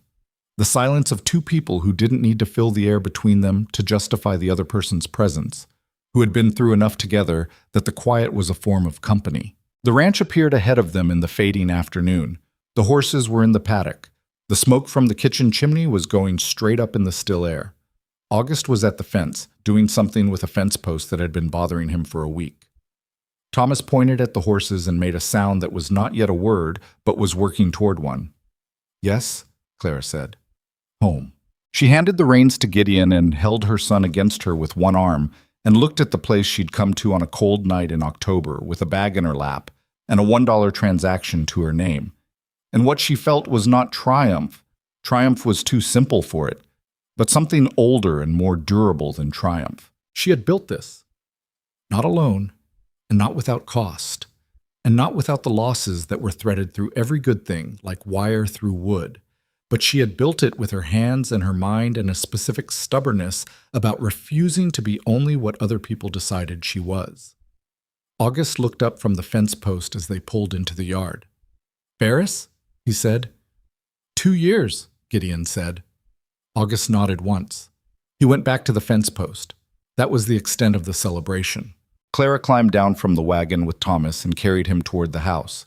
And behind her she heard Gideon say something to August, and August say something back, and the horses move in the paddock, and the particular sound of the Nebraska plains in October, the dry grass, the wind, the wide open space of a country that did not care about any of them, but in which they had, against considerable odds, made something that lasted. The years had a way of moving differently once there was a child in the house. Time compressed and expanded at the same time. The days long and full of small urgencies, the months somehow gone before you'd finished accounting for them. Thomas at 2 was a person with strong preferences about everything from which boot went on first to the particular horse he wanted to watch at any given hour. Thomas at 3 was talking in full sentences with the particular directness of a child who had spent his formative years listening to adults who also said what they meant. August, who had no children of his own and had apparently been waiting without knowing it for someone to teach things to, had taken on a role that was somewhere between foreman and informal grandfather, teaching Thomas the names of every horse on the property by the time the boy was 18 months old and graduating to fence repair and water trough maintenance before he was 4. "He's going to be better at this than me," August told Gideon one evening. "He's 4, Gideon said. "I know what I said." Clara watched this and said nothing because there was nothing to say that wouldn't have been surplus. The ranch had found its shape, not the shape Gideon had imagined when he sat alone in it for 3 years, but something more layered and more alive, and the living of it was the point. The horse operation had grown into something that required its own management logic separate from the cattle work. By 1877, they had 12 breeding mares and 3 stallions, a foaling schedule that ran from February through May and occupied every capable person on the property during its peak weeks, and a buyer network that extended from Illinois to Virginia and had begun attracting inquiries from as far as Georgia. Clara's correspondence had become its own daily work. Letters to buyers, letters about bloodline registrations, letters to the women in 2 other counties who had contacted her after the Ferris trial, having read the county newspaper account to ask how she'd gotten her name on the operating contracts. She answered those letters carefully and specifically, which took time she didn't always have, and she answered them anyway. "You're running an advisory service," Gideon said one evening, watching her at the table with 5 letters in progress. "I'm answering questions," Clara said. "Same thing." "They're women who don't have someone to ask." She dipped her pen. "It takes 20 minutes. It takes more than 20 minutes. Then it takes more than 20 minutes. She looked up at him. "Is there something you need from me right now?" "No." "Then let me finish." He let her finish. He also, without mentioning it, began structuring the weekly work schedule to give her 2 clear evenings for correspondence, which she noticed and did not comment on except by getting through the backlog in 3 weeks. The second pregnancy happened in the spring of 1877. Clara was 37 years old, and she told Gideon with the same directness she'd used the first time, standing in the equipment shed doorway while he worked on a piece of harness, and he looked at her with an expression that was different from the first time, less startled, more immediately worried, because he knew now what the first time had cost her, and he was old enough to know that the body kept its own ledger. "Pruitt," he said. "Already made the appointment." "When?" "Thursday." He put down the harness. "I'll drive you." "I know you will," Clara said. Pruitt said what he said. The risk factors hadn't changed. The previous blood loss was a concern. The age was a factor that hadn't been a factor the first time. He said all of it plainly, and Clara received it plainly, and Gideon sat in the waiting room and worked his hat brim with his hands and said nothing to the wall. On the drive home, Clara said, "I know what you're going to say." "I'm not going to say anything. You're going to say we should be careful, and I'm going to agree with you, and then we're going to spend the next 7 months not saying the thing we're both thinking." Gideon drove. "I want this," Clara said. "I want you to know that. Not because you need an heir or because the ranch needs more hands, because Thomas should have someone, and because I—" She stopped, started again. "I want it, that's all." He looked at the road for a long moment. I know, he said. I just need you to still be here at the end of it. It was the most direct thing he had said about it, about what she meant to him in the specific context of loss, and it landed between them with a weight that neither of them tried to move. I intend to be, Clara said. Intending and being are different things. Yes, she said, they are. They drove the rest of the way without resolving it, because it wasn't the kind of thing that resolved, and they both understood that. The pregnancy was harder than the first. The sickness lasted longer and went deeper, and in the 4th month there was a week of bleeding that sent Gideon to fetch Pruitt at midnight and left Clara in bed for 10 days with the particular frustration of a person who was not built for stillness but had enough sense to know the alternative. Thomas, who was 3 and observed things with a precision that sometimes unnerved adults, climbed onto the bed on the 3rd morning and sat beside his mother and looked at her with his father's gray eyes. "Are you sick?" he said. "A little," Clara said. "August says you have to stay in bed." August is right. Thomas considered this. August is usually right, he said, with the tone of someone making a general philosophical observation. Then he lay down beside her with his head on her arm and went to sleep, which was either because he was tired or because he had decided his presence was required. And with Thomas it was sometimes hard to tell the difference. Clara lay there with her son asleep against her and looked at the ceiling of the bedroom that had been bare and cold when she'd first arrived, and now had a quilt on the bed that Mrs. Potts had made, and a window that Gideon had reframed in the first winter, so it latched properly, and a crack in the plaster above the door that had been there for 2 years, and that she kept meaning to fix and somehow never did. Small evidence of a life accumulated, small proof of permanence. The bleeding stopped. The 10th day passed, and the 11th, and Pruitt came and said, "Careful and rest," and she said yes, and meant approximately half of it, the same proportion as the first time. The baby came in November of 1877, which was, as August noted, with the understatement he applied to all matters of significant feeling, a better month for it than September. The labor was long, but not the crisis the first had been, and Pruitt was there, and Rose was there, and Gideon was in the kitchen again. But this time he had Thomas with him, Thomas who was old enough to understand that something important was happening, and sat on the kitchen floor building something out of wooden blocks with a focus that was almost certainly not about the blocks. At 2 a.m, Rose opened the door. "Girl," she said, "Clara's tired, but she's all right." Thomas looked up from the blocks. "Is the baby here?" "She's here," Gideon said. Thomas stood up and walked to the bedroom door with the assurance of a person who saw no reason he wouldn't be immediately admitted, which was such a precisely Clara way of moving through the world that Gideon stood in the kitchen for a moment, struck by it, before he followed. They named her Ruth. Not for anyone in particular.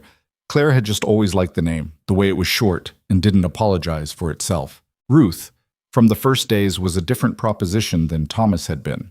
Where Thomas had opinions and expressed them at volume, Ruth watched.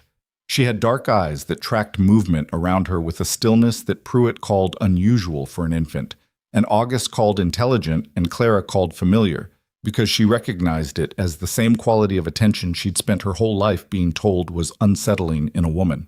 "She's going to be trouble," Clara told Gideon, looking at the baby in her arms. "She's 3 weeks old." "I know what I see." Ruth at 6 months was trying to pull herself upright on anything she could reach. Ruth at 10 months walked. Ruth at 13 months followed Thomas into the horse paddock when August left the gate unlatched for 30 seconds and stood in front of the sorrel stallion, a horse that weighed 1,100 pounds and had opinions about strangers, and looked up at him with her peculiar focused attention and put her hand out toward his nose. The stallion, who had bitten 2 of the ranch hands and once sent Gideon sideways into a fence post, lowered his head and sniffed her hand. August, who had aged 5 years in the 30 seconds between realizing the gate was unlatched and reaching the paddock, stood at the fence and looked at this and said nothing for a long time. "I told you," Clara said from beside him. "You did," August said. Some. The ranch grew. It grew in the deliberate compounding way of things that were being built rather than found. The cattle herd recovering and expanding past its pre-illness numbers by 1878, the horse operation generating revenue that they reinvested in land, a 40-acre parcel to the east that abutted their grazing range and had been available since its homesteader family moved west to Oregon. Gideon bought it in 1878, and Clara designed the fencing plan for the expansion, which doubled their available paddock space and allowed them to begin separating the bloodlines more rigorously in ways that Hartwell's breeding protocols required. Hartwell came twice a year now. He and Clara had developed a working relationship that was professional and mutually respectful in the specific way of two people who understood each other's objectives and had found they were compatible. He was one of the few people outside the ranch who talked to her about the operation as though her perspective on it was the relevant one, and she had quietly made note of that and factored it into the terms she gave him, which were better than what they could have gotten elsewhere, but which he earned. "You could do this independently," he told her once, in the spring of 1879, sitting in the kitchen over the contract renewal. "I am doing it independently," Clara said. "I mean without me as the intermediary. You have the buyer contacts now. You could go direct." Clara looked at him. "Why are you telling me that?" Hartwell folded the contract and put it in his jacket. "Because you'd figure it out in another year anyway. I'd rather be the one who told you than the one you figured it around." He picked up his coffee. "Besides, you'd still need someone with Eastern connections to manage the Virginia buyers. I could do that on a consulting basis. Better margin for me, if I'm honest." Clara looked at him for a moment. "Let me think about it," she said. She thought about it for 2 weeks and came back to Gideon with a proposal that restructured the entire Eastern sales operation. He read it, asked 4 specific questions that she answered specifically, and said, "When do you want to start?" They started in the fall of 1879. The first year of direct sales returned 30% more revenue than the previous year under the Hartwell supply arrangement. Clara put half of it back into the breeding stock and put the rest in the joint account and told Gideon they should build a proper barn. "We have a barn," Gideon said. "We have a structure where horses sleep. We need a barn." She had a diagram. She'd drawn it herself, 4 evenings at the kitchen table with Thomas asking questions and Ruth pulling at her sleeve. The Eastern operations that buy premium stock want to see a professional facility when they come to visit. What we have is fine for us. It's not what sells horses at the prices we're charging. Gideon looked at the diagram. It was detailed and dimensioned and annotated in her close, clear handwriting. "You drew this yourself," he said. "I've been thinking about it for a year." "That's—" He looked at it for another moment. "This is a real plan." "I know it is," Clara said. "That's why I drew it." He built the barn. Took the summer of 1880 and cost more than the estimate, as construction always did, and when it was finished, it was a building that changed the look of the whole property. Solid and proportioned, with a design that said, "This is a serious operation," that said the people who built this know what they're doing and intend to keep doing it. The first buyer who saw it was a man from Richmond, Virginia, who had come to look at 2 of the sorrel line yearlings. He walked into the barn and stopped and looked around with the expression of someone recalibrating. "This is not what I expected to find in Nebraska," he said. "What did you expect?" Clara asked. He looked at her. "Not this," he said, and it was a compliment and a surprise and an admission all at once. He bought 3 horses instead of 2. August turned 60 in the spring of 1881 and celebrated it by refusing to acknowledge it, which was consistent with how he handled all personal milestones, and by teaching Thomas, who was 6, to clean and oil a bridle correctly. Thomas did it correctly the first time, which August found either gratifying or suspicious. It was hard to tell with August.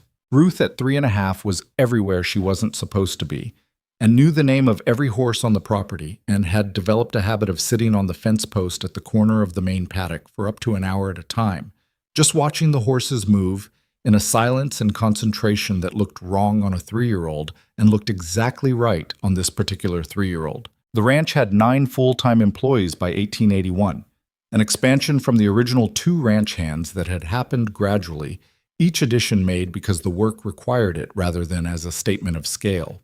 Clara knew all of them by name, knew about their families and their situations, and had developed an informal policy, never announced, just practiced, of paying the same wage for the same work regardless of who was doing it, which in 1881 in Kearney County, Nebraska was unusual enough that it got talked about. Roy Carver, younger brother of the sheriff, had worked on the Hale Ranch for 2 years and told his brother over supper one evening that the place ran different from anywhere he'd worked before.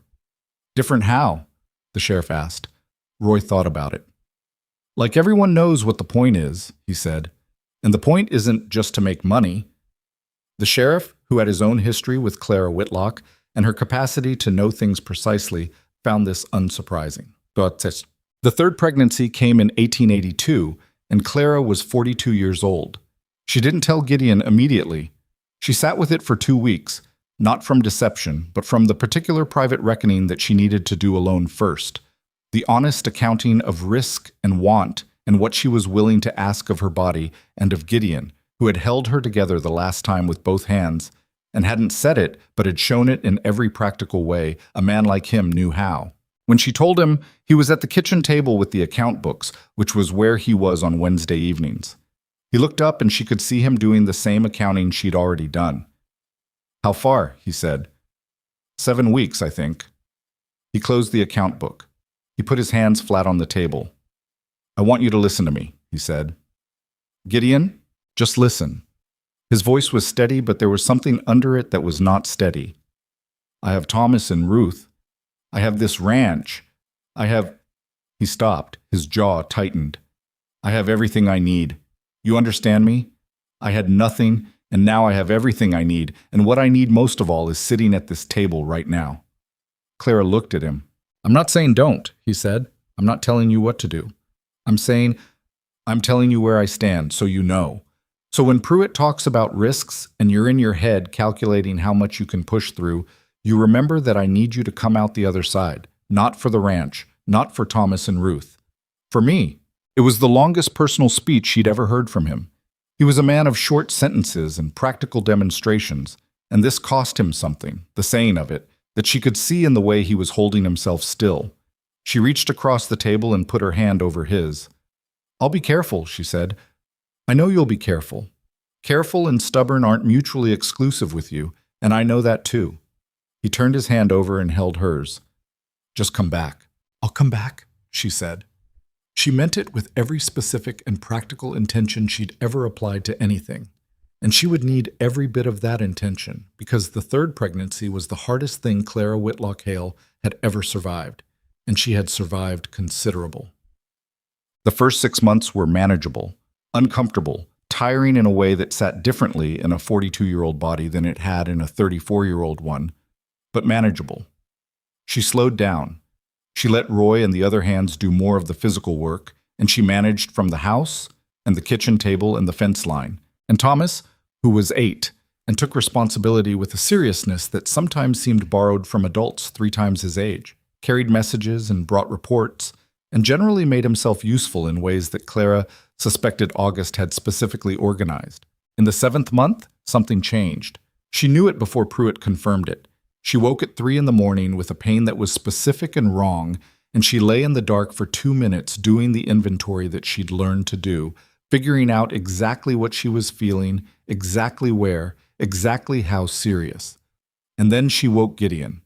He was dressed and had his boots on before she'd finished describing it. The ride to fetch Pruitt was 4 miles in the dark and cold of February, and Gideon made it in a time that the horse would remember poorly. He came back with Pruitt in the wagon, and by then Clara had gotten herself to the bed and Rose had been fetched by one of the hands, and the next several hours were the kind that left marks on everyone present. The baby, a boy, they would name him James, came 6 weeks early and very small, and breathed with a difficulty that Pruitt addressed with quiet focus, and Clara watched from the bed with the specific terror of a woman who had lost 3 children before, and knew exactly what that kind of silence meant. He breathed. It was not clean or easy, but it was sustained, and Pruitt said the words careful and small and time. And Clara held the baby with the careful attention of someone handling something that might break, which was not a way she had ever held anything in her life. But the cost of it was Clara herself. The bleeding was worse than 1875, substantially worse, and Pruitt's face, when he spoke to Gideon in the kitchen, did not have the relative reassurance it had held after Thomas or Ruth. "She's lost too much," he said. "She needs to stay in that bed for 2 weeks minimum. No argument, no negotiation. If she tries to get up before 10 days, you have my permission to be unreasonable about it." Gideon looked at him. "I mean it," Pruitt said. "She's strong, and she'll think she's better before she is. She's 42, and she's been through this 3 times. Her body is telling her something, and I need her to listen to it." He paused. She almost didn't make it, Gideon. I want you to understand that. This was close. Gideon sat in the kitchen chair. He had been there for 9 hours. He had not eaten since the previous afternoon.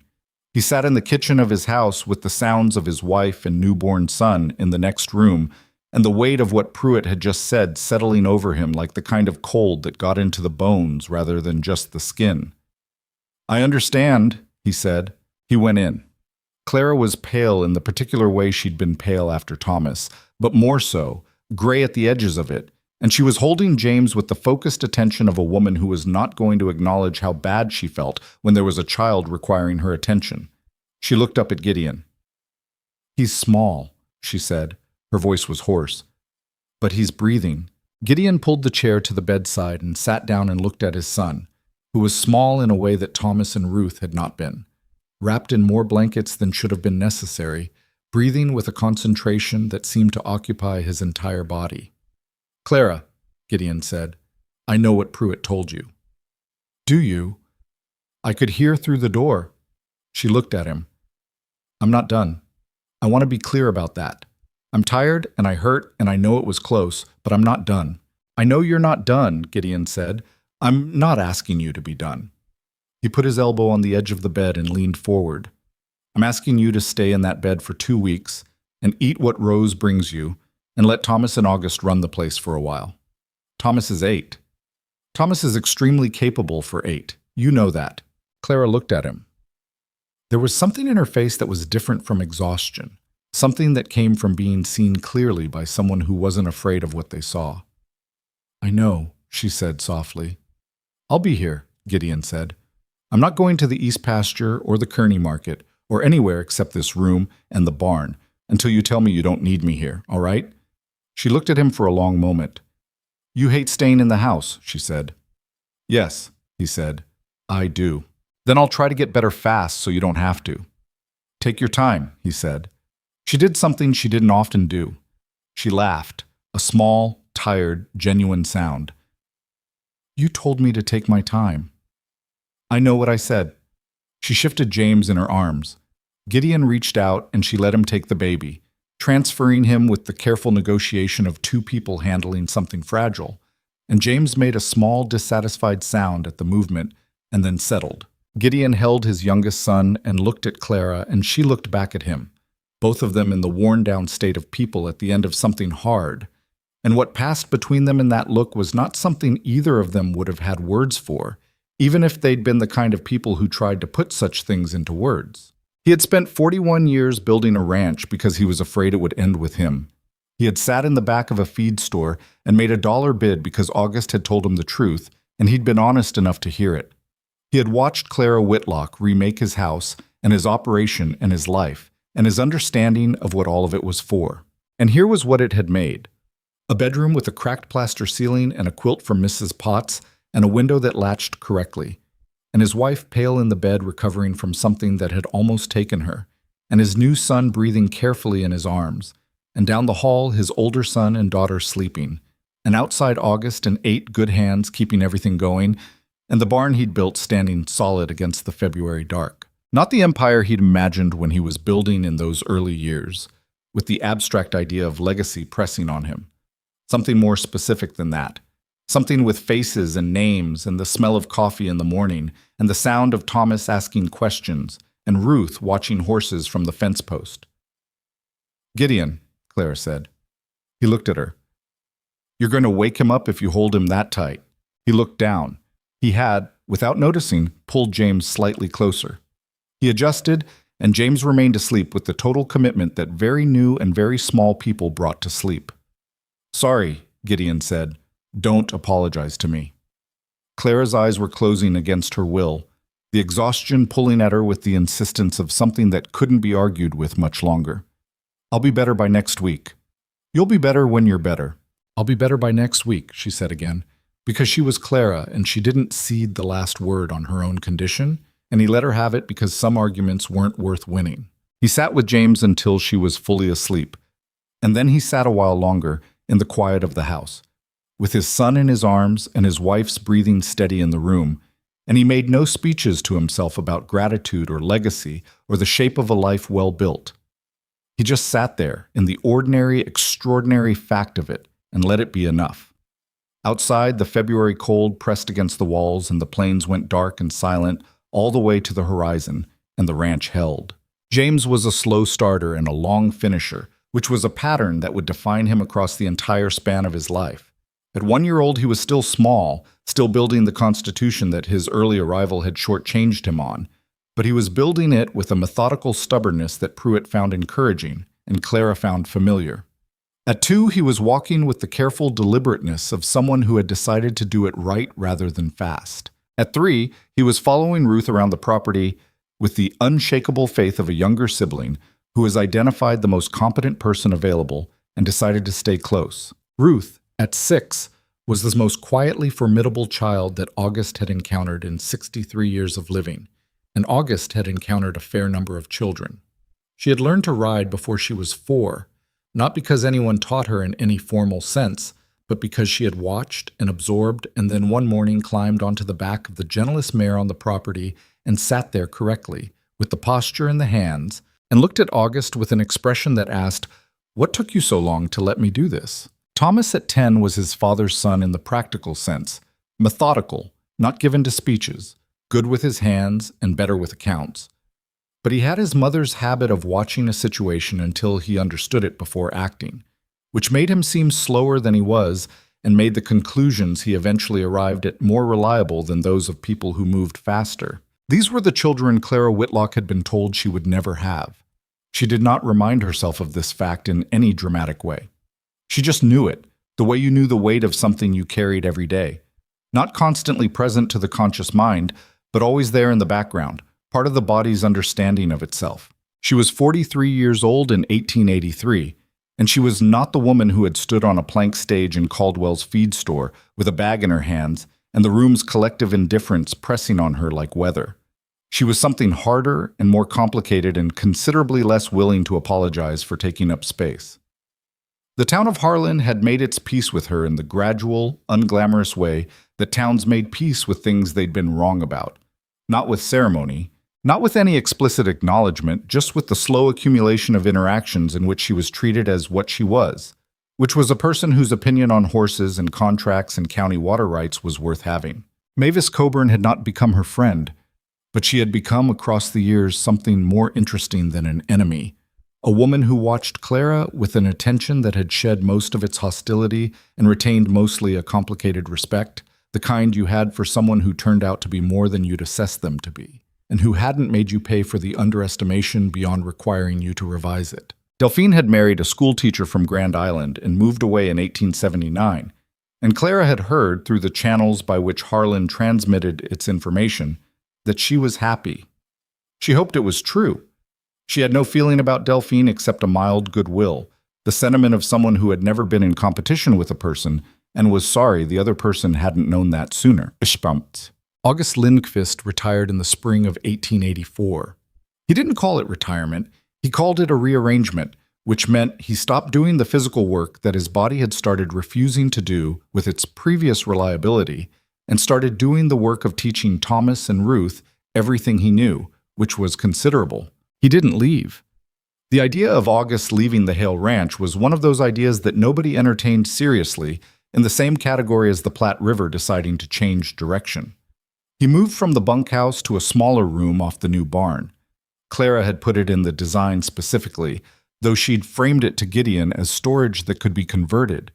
And he took his meals at the house table, which he'd been doing informally for years anyway. And he spent his days following Thomas around the property, offering corrections, and following Ruth around the paddocks, offering what appeared to be conversation but was functionally advanced instruction. His 60th birthday party was the first party that had ever been held at the Hale Ranch, which said something about how the ranch had changed and something about how August had changed his mind about parties over the years. Clara organized it with the same competence she brought to everything, which meant it was not lavish, but it was thoroughly planned, and the food was good, and everyone on the property and a selection of neighbors came. And August sat in the chair they'd put at the head of the table and looked at the assembled people with an expression that was doing its best to be unmoved and was failing. He said, at the end of the evening, to Clara, who was clearing plates, "You didn't have to do this." "I know," Clara said. "Sit down. You're going to carry something and hurt your back, and then you'll be insufferable for a week. August sat back down. He looked at her. You and Gideon, he said. What about us? You're... He stopped. Started again. August was not a man of many words in emotional territory, but he had gotten older and the borders of that territory had moved slightly. I've worked for Gideon for a long time, since before. He paused. He was good before. Good rancher. Good man. But he was... You know what a house is when it's just a place you sleep? Clara looked at him. It's different now, August said. The place is different. The man is different. He picked up his coffee cup. You did that. He did it, Clara said. I just... Don't, August said. Don't do the thing where you make yourself smaller than you are. You've been doing it less lately. Don't do it tonight. Clara put down the plate she was holding. She looked at this old blonde man who had made crackers appear on her table that first hard winter, and taught her children the names of horses, and stood at fence lines with her through things that needed standing through. All right, she said. We did it. August nodded once. He drank his coffee. Better, he said. Thomas left for university in the fall of 1885. He was 11 years old and going, not to a university, but to a proper school in Kearney, a distinction that mattered less than the fact of his leaving, which was the first time any of the children had slept somewhere other than the ranch for more than a single night. Clara packed his bag on the morning of his departure with the practical efficiency that was her mode in situations that threatened to be emotional, folding shirts with more precision than shirts required. And Thomas stood in the doorway of his room and watched her. You're doing the thing, he said. She looked up. What thing? Where you go very quiet and do something precise. He said it with the matter-of-fact observation of a child who had been watching his mother for 11 years and had catalogued her. You do it when something's hard. Clara looked at him for a moment. You're going to be fine, she said. I know I am. He came and picked up the shirt she'd folded and refolded it slightly differently, which was such a specific act of gentle assertion that Clara felt something move through her chest. I'm not worried about me. Are you worried about the ranch? The ranch will survive. Ruth's going to try to take over everything. Ruth is 13, and she already runs the breeding schedule better than I did at 20, Clara said. Let her. Thomas looked at his packed bag. He was almost her height now, would be taller than her in another year, and he had his father's frame and his mother's eyes and a quality of attention that was both of them together in some proportion she'd never been able to calculate.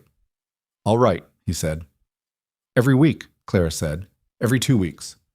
Every week, Thomas. He made a face that was entirely his own, nobody's but his. Fine. Every week. When the wagon had gone, Clara stood in the yard for a moment before going back inside. Ruth appeared beside her from wherever Ruth always appeared from. She had a habit of materializing without announcement that had startled everyone on the property at least once. He'll be back for Christmas, Ruth said. I know. You knew this was coming. Knowing something's coming and watching it happen are different things, Clara said. You'll find that out. Ruth considered this with the seriousness she brought to all observations about the future.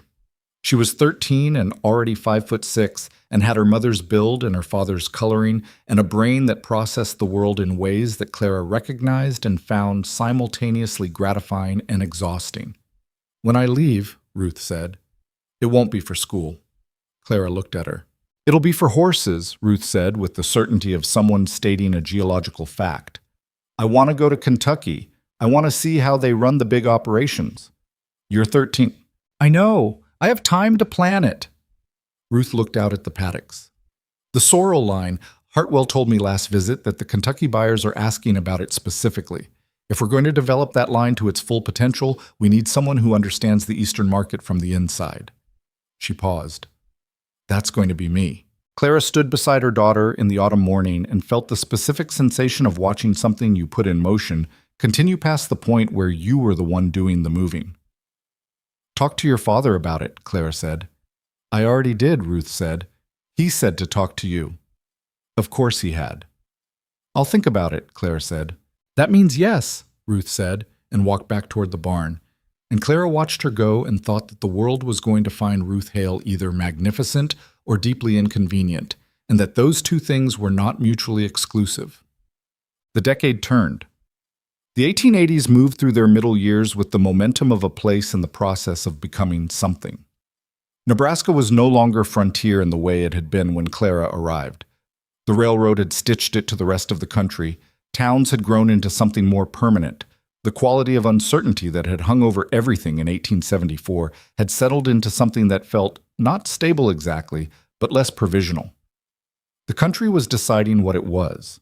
The Hale Ranch had already decided. By 1887, they had 15 breeding mares and 4 stallions, a documented bloodline registry that had been cited in 2 of the Eastern breeding publications, and a waiting list for yearlings that ran 18 months.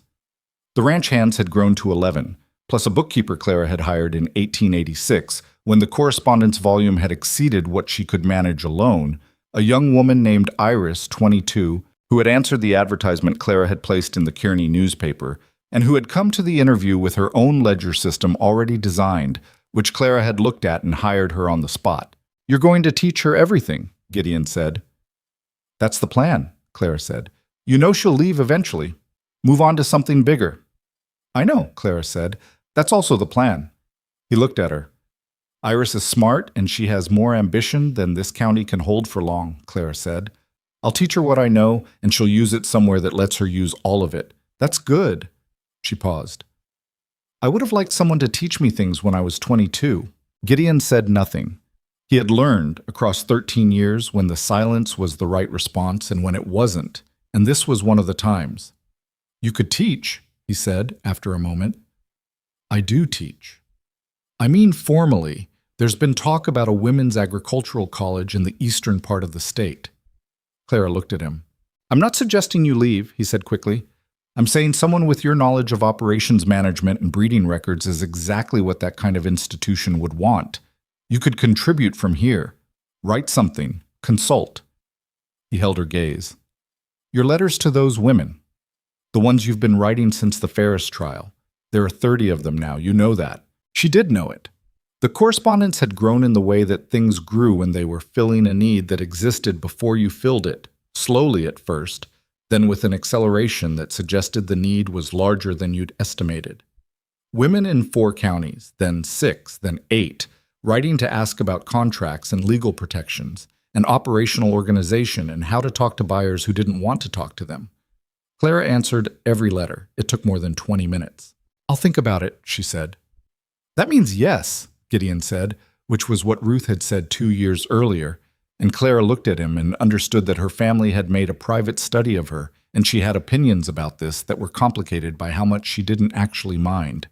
Teak. James turned 7 in the fall of 1889 and announced at the dinner table that he wanted to be a lawyer. The table received this information. "Why?" Ruth asked, in the tone of someone genuinely curious rather than skeptical. "Because of what Mama did at the Ferris trial," James said. "I want to be the one who asks the questions." Clara looked at her youngest son. He had grown out of his early smallness into a wiry, precise child, with the particular quality of someone who had spent his formative years observing older siblings and learning what worked and what didn't before he tried it himself. He thought longer than Thomas and spoke more carefully than Ruth, and had a gift for finding the specific thing in a situation that everyone else was working around. "You'd be good at it," Clara said. "I know," James said, without arrogance, just as a statement of honest self-assessment, and Thomas and Ruth looked at each other across the table with the expression of older siblings who found the younger one's confidence partly admirable and partly deeply irritating. "You'd have to go away to school," Gideon said. "I know," James said. "When Ruth goes to Kentucky, I'll go too. Different direction." Gideon looked at Clara. Clara looked at her youngest child, who was 7 years old and had already planned the next decade of his life with the same attention to logistics that she brought to breeding schedules. "We'll see," she said.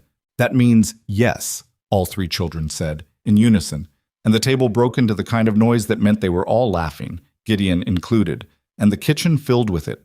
This ordinary, specific, unrepeatable sound of a family at a table on an autumn evening, the fire going, and the horses in the barn, and the planes outside, and all of them there, which was the whole of it, which was everything. Ruth went to Kentucky in 1891. She was 21 years old, and she went with letters of introduction that Clara had written over 3 years of correspondence with the major operations there. Letters that had established Clara's name in those circles as a person worth knowing, so that when Ruth arrived, she arrived not as a girl from Nebraska, but as the daughter and trained successor of Clara Hale, which opened doors that would otherwise have taken years. Ruth spent 2 years in Kentucky and came back with enough knowledge to redesign the entire bloodline development strategy of the Hale operation, which she did, with the thoroughness and the slightly frightening competence that had always been simply Ruth. She also came back with a partner, a woman named Helen Cross, who had been managing the books for one of the big Lexington operations, and who had the same quality of precise intelligence and the same absolute refusal to be underestimated that Ruth had, which made them either perfectly matched or potentially dangerous, and turned out to be both. Clara met Helen on the day Ruth brought her home and understood within 20 minutes why Ruth had come back with her. She said nothing to Ruth about this at the time, and Ruth said nothing to her, and the understanding sat between them in the comfortable way of two people who communicated well without requiring everything to be said out loud.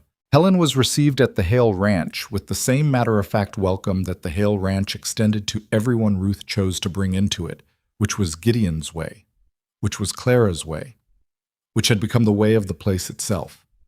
There were ranchers in Kearney County who would have found it complicated. The Hale Ranch had stopped organizing itself around what Kearney County found complicated some years ago. James went east for law school in 1893. He went to Chicago because Chicago had a program that would take him, and he wrote letters home every week without his mother having to negotiate for it. Long, detailed letters about what he was learning and what was wrong with what he was learning and how he planned to use both. Clara saved every one of them in the box she kept under the bed, alongside Thomas's letters and Ruth's, and the ones Gideon had written her the one time he'd gone to Lexington, and she'd stayed home because James was ill. 4 letters in 4 days, the most he'd ever written in his life. The handwriting laboriously careful in the way of a man who didn't write much and knew it. She had not saved them because she was sentimental exactly. She had saved them because they were evidence.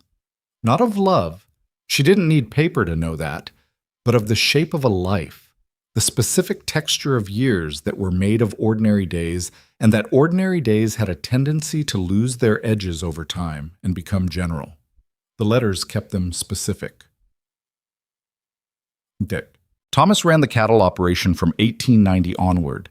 He was 21 and he did it well, with a steady competence that made the transition feel less like a handoff than a natural continuation.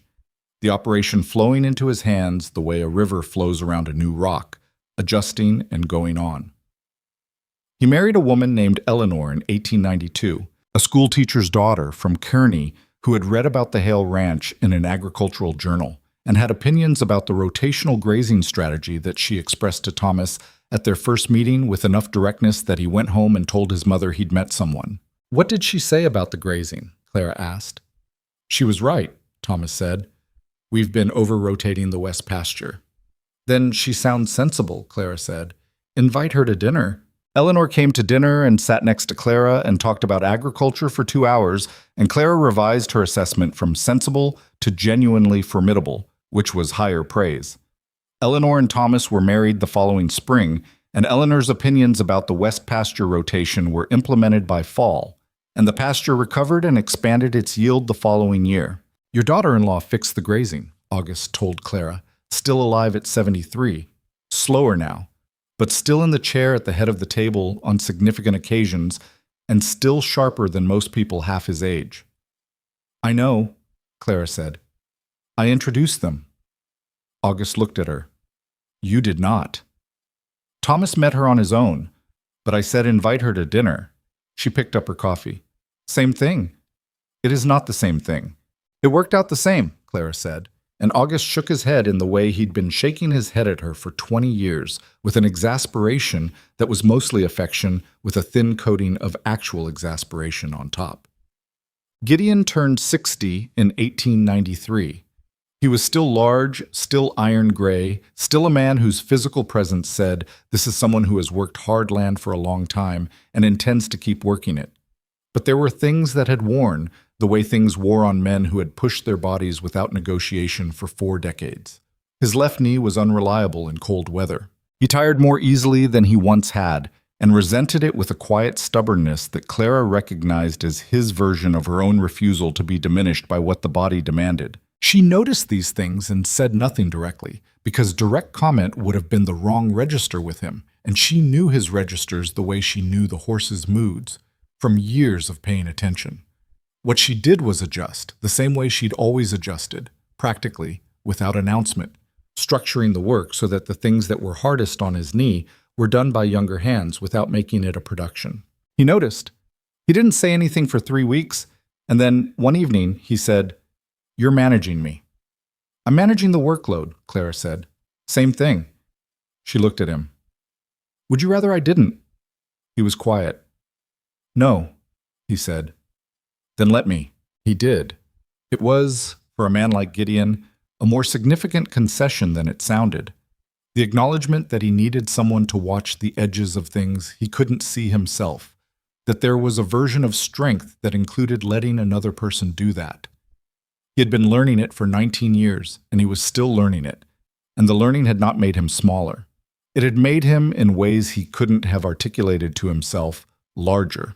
That winter, on an evening in December when the children were either home or accounted for, and James had written from Chicago that he'd passed his first examinations and was going to be insufferable about it, Gideon and Clara sat by the fire the way they'd been sitting by fires for 19 winters. He was reading. She had stopped writing letters for the evening and was sitting with her hands in her lap, which was unusual enough that he noticed. "What?" he said. "Nothing," she said. "I'm just sitting." He put the paper down. He looked at her. "I was thinking," she said, "about that night in the feed store." "What about it?" "You were in the back row. I didn't see you come in. I only saw you when you stood up." She looked at the fire. "You had your hat in your hands. That's the thing I remember. Not the dollar. Just that you were holding your hat in both hands like you'd just made a decision you were going to have to live with." Gideon was quiet. "Were you scared?" she asked. He thought about it honestly, the way he thought about everything. "Not of you," he said. "Of what I was asking. Whether it was right to ask it." "Paying $1 for a person isn't obviously right," Clara said. "No," he said. "But I wasn't paying for a person. I was asking if you'd give something a chance." He paused. "I knew the difference. I wasn't sure you'd be able to tell." Clara looked at him. "I could tell," she said. "Not right away, but by the time we reached the ranch." "What told you?" She thought about it. "You didn't try to explain yourself," she said. "You just told me what you were offering and what you weren't, and then you stopped talking." She looked back at the fire. "Men who are trying to manipulate you don't stop talking." He made a sound that might have been a laugh. "I've been thinking about it," Clara said, "because James wrote that he's studying property law, contract law, and I thought, what we made that first night, it wasn't a real contract, it wasn't legal, it wasn't even particularly well defined. But I've been trying to think of anything in my life that held better than that, and I can't." Gideon looked at her. "A $1 arrangement," she said, "and here we are." "Here we are," he said. He reached across and took her hand, the same way she had reached across the table to him the night she told him about James, the same gesture in the same direction, and they sat with the fire and the winter outside and the house full of evidence of everything they'd made, and it was not a romantic moment in the way that romantic moments were supposed to be constructed. It was better than that. It was a Tuesday evening in December, and they were both tired, and the fire needed another log, and his knee was bothering him, and she had a letter she hadn't finished, and none of that changed what the moment was, which was two people at the end of a long, good, hard day, of a long, good, hard life, sitting with the knowledge of each other. August Lindqvist died in the spring of 1895 in his sleep in the room off the barn that Clara had built for him at 74 years old. He had told Thomas 2 weeks before that the horses were in good hands, and he meant Thomas and Ruth, and also the horses, by which he meant the bloodline, the continuation, the thing that went on.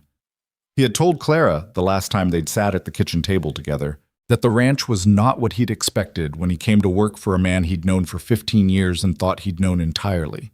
"What did you expect?" Clara asked. "A ranch," August said. "Just a ranch."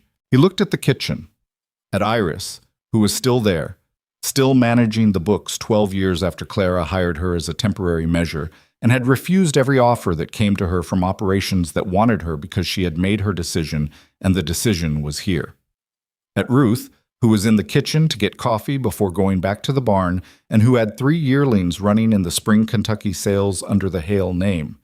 At James's last letter pinned to the wall beside the door, a habit Clara had developed that James had told her was embarrassing and continued to write long letters about anyway. "It's more than a ranch," August said. "It always was," Clara said. He died 2 weeks later, and they buried him on the property at the east fence line where he'd spent half his life making repairs.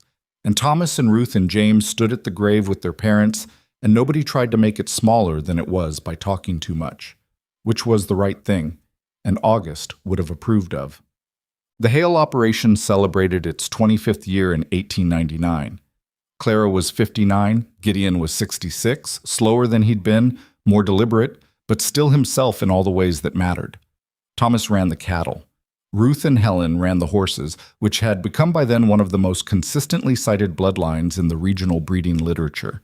The sorrel line reaching its 4th generation with the consistency that Hartwell had called remarkable 20 years ago, and that was now simply the established fact of what the Hale operation produced. James had come back from Chicago with a law degree and a practice in Kearney, and a specific focus on property rights and contract law for agricultural operations, with a particular subspecialty in the legal protections available to women who owned or co-owned farm and ranch enterprises. He had, in his first year of practice, taken on 14 cases. He had won 11 of them. On the evening of the anniversary, the ranch was full. In a way, it had rarely been. All 3 children, Eleanor and her and Thomas's 2 sons, Helen, Iris, and her husband, the ranch hands past and present who could make it, Potts and his wife, Sheriff Carver, now retired, who had driven 40 miles because he said Clara Whitlock Hale had more or less determined the honest direction of his career, and he wasn't going to miss the occasion. Clara looked at it all from the porch, the yard lit with lanterns, the sound of 30 people eating and talking, the horses calm in the barn, visible through the open door in the warm yellow light. Gideon came and stood beside her. "Satisfied?" he said. It wasn't a small word the way he said it. It was a real question. She thought about it. The way she thought about real questions. "No," she said. He looked at her. "I want Ruth and Helen to see the Lexington operation expand the way I know it can," she said. "I want James to win the Henderson case, because he should, and because the law is on his side if he can find the right argument. I want Thomas's sons to grow up knowing what this land is." She looked at the yard. "I want more time." "Clara," he said, "I know." She looked at him. "I know I don't get to want that and get it. I'm just telling you what's true." She paused. "I'm satisfied with what we built. I'm not satisfied with being done." He looked at her for a long moment. There was something in his expression that was very old and very clear, the look of a man who had known a person for a quarter century and still found them surprising. "You're never going to be done," he said. "No," she said, "I'm not." He put his arm around her, not a young man's gesture, but an old one, the kind that came from long knowledge of where another person's shoulder was and how it fit against your own. They stood on the porch of the house that had been empty when she came to it, on the land that had been one man's solitary project, and watched the yard full of 30 years of choices and consequence and work and love and all the ordinary, extraordinary weight of a life built rather than found. There were things Clara had never been. She had never been beautiful in the way the world rewarded. She had never been untroubling or easy to categorize or the kind of woman that a room full of men in a feed store would choose without hesitation. She had stood on a plank stage and been passed over and been sold for $1 and been told what she wasn't, until she'd had to build her own understanding of what she was entirely out, of what she could do with her hands and her mind. And here was the thing that she understood, standing on that porch at 59 with her husband's arm around her, and the lantern light on the faces of the people who had grown out of what she and Gideon had made. Worth was not the number someone put on you when you stood in the worst room of your worst year. Worth was what you built in the years that followed. It was not a fixed quality. It was not determined by the people with the most confidence in their opinions. It was not handed to you by the world's willingness to see you. It was constructed. Day by day, decision by decision, winter by winter, with imperfect tools and imperfect people, and the specific stubbornness of someone who had decided that the assessment of that room in 1874 was not the final word. She had not been a perfect woman. She had been impatient with people who were slower than she was and occasionally arrogant about it. She had pushed herself past what her body asked of her 3 times, and the 3rd time had nearly cost everything. She had been slow to trust and sometimes slow to forgive, and she had held on to certain grievances longer than wisdom suggested. She had made business decisions that didn't work and had to be revised. She had been, at various points, wrong. She had also built this, which wasn't proof of goodness or proof of worthiness or proof of anything except that one woman, given the roughest and most provisional of starting points, had refused to let the starting point be the story. Thomas's older boy, Gideon said, watching his grandson, who was 4 and currently examining one of the lanterns with the intense investigation of a future engineer. He's going to take this place apart and put it back together better, Clara said. You hope. I know, she said. Same way I knew about the bay mare's leg. Same way I knew about the Ferris brothers. She looked at her grandson. I know what I see. Gideon was quiet for a moment. Then, in the particular tone of a man who had been proven wrong enough times to have developed a deep and genuine respect for her judgment. All right, he said, then we'll see. Then, the lanterns burned. The horses were in the barn. The children, hers and theirs and the ones still coming, moved in the yard with the easy confidence of people who had been raised to know what they were worth and had never been told otherwise.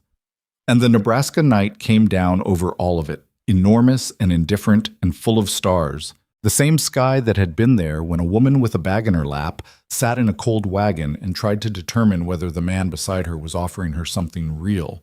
He had been. She had taken it. And what they had made from that had nothing to do with what anyone in that feed store would have predicted, and everything to do with what becomes possible when someone with nothing to lose decides to build instead of wait. That was the whole of it. That was enough. That was, in the end, everything.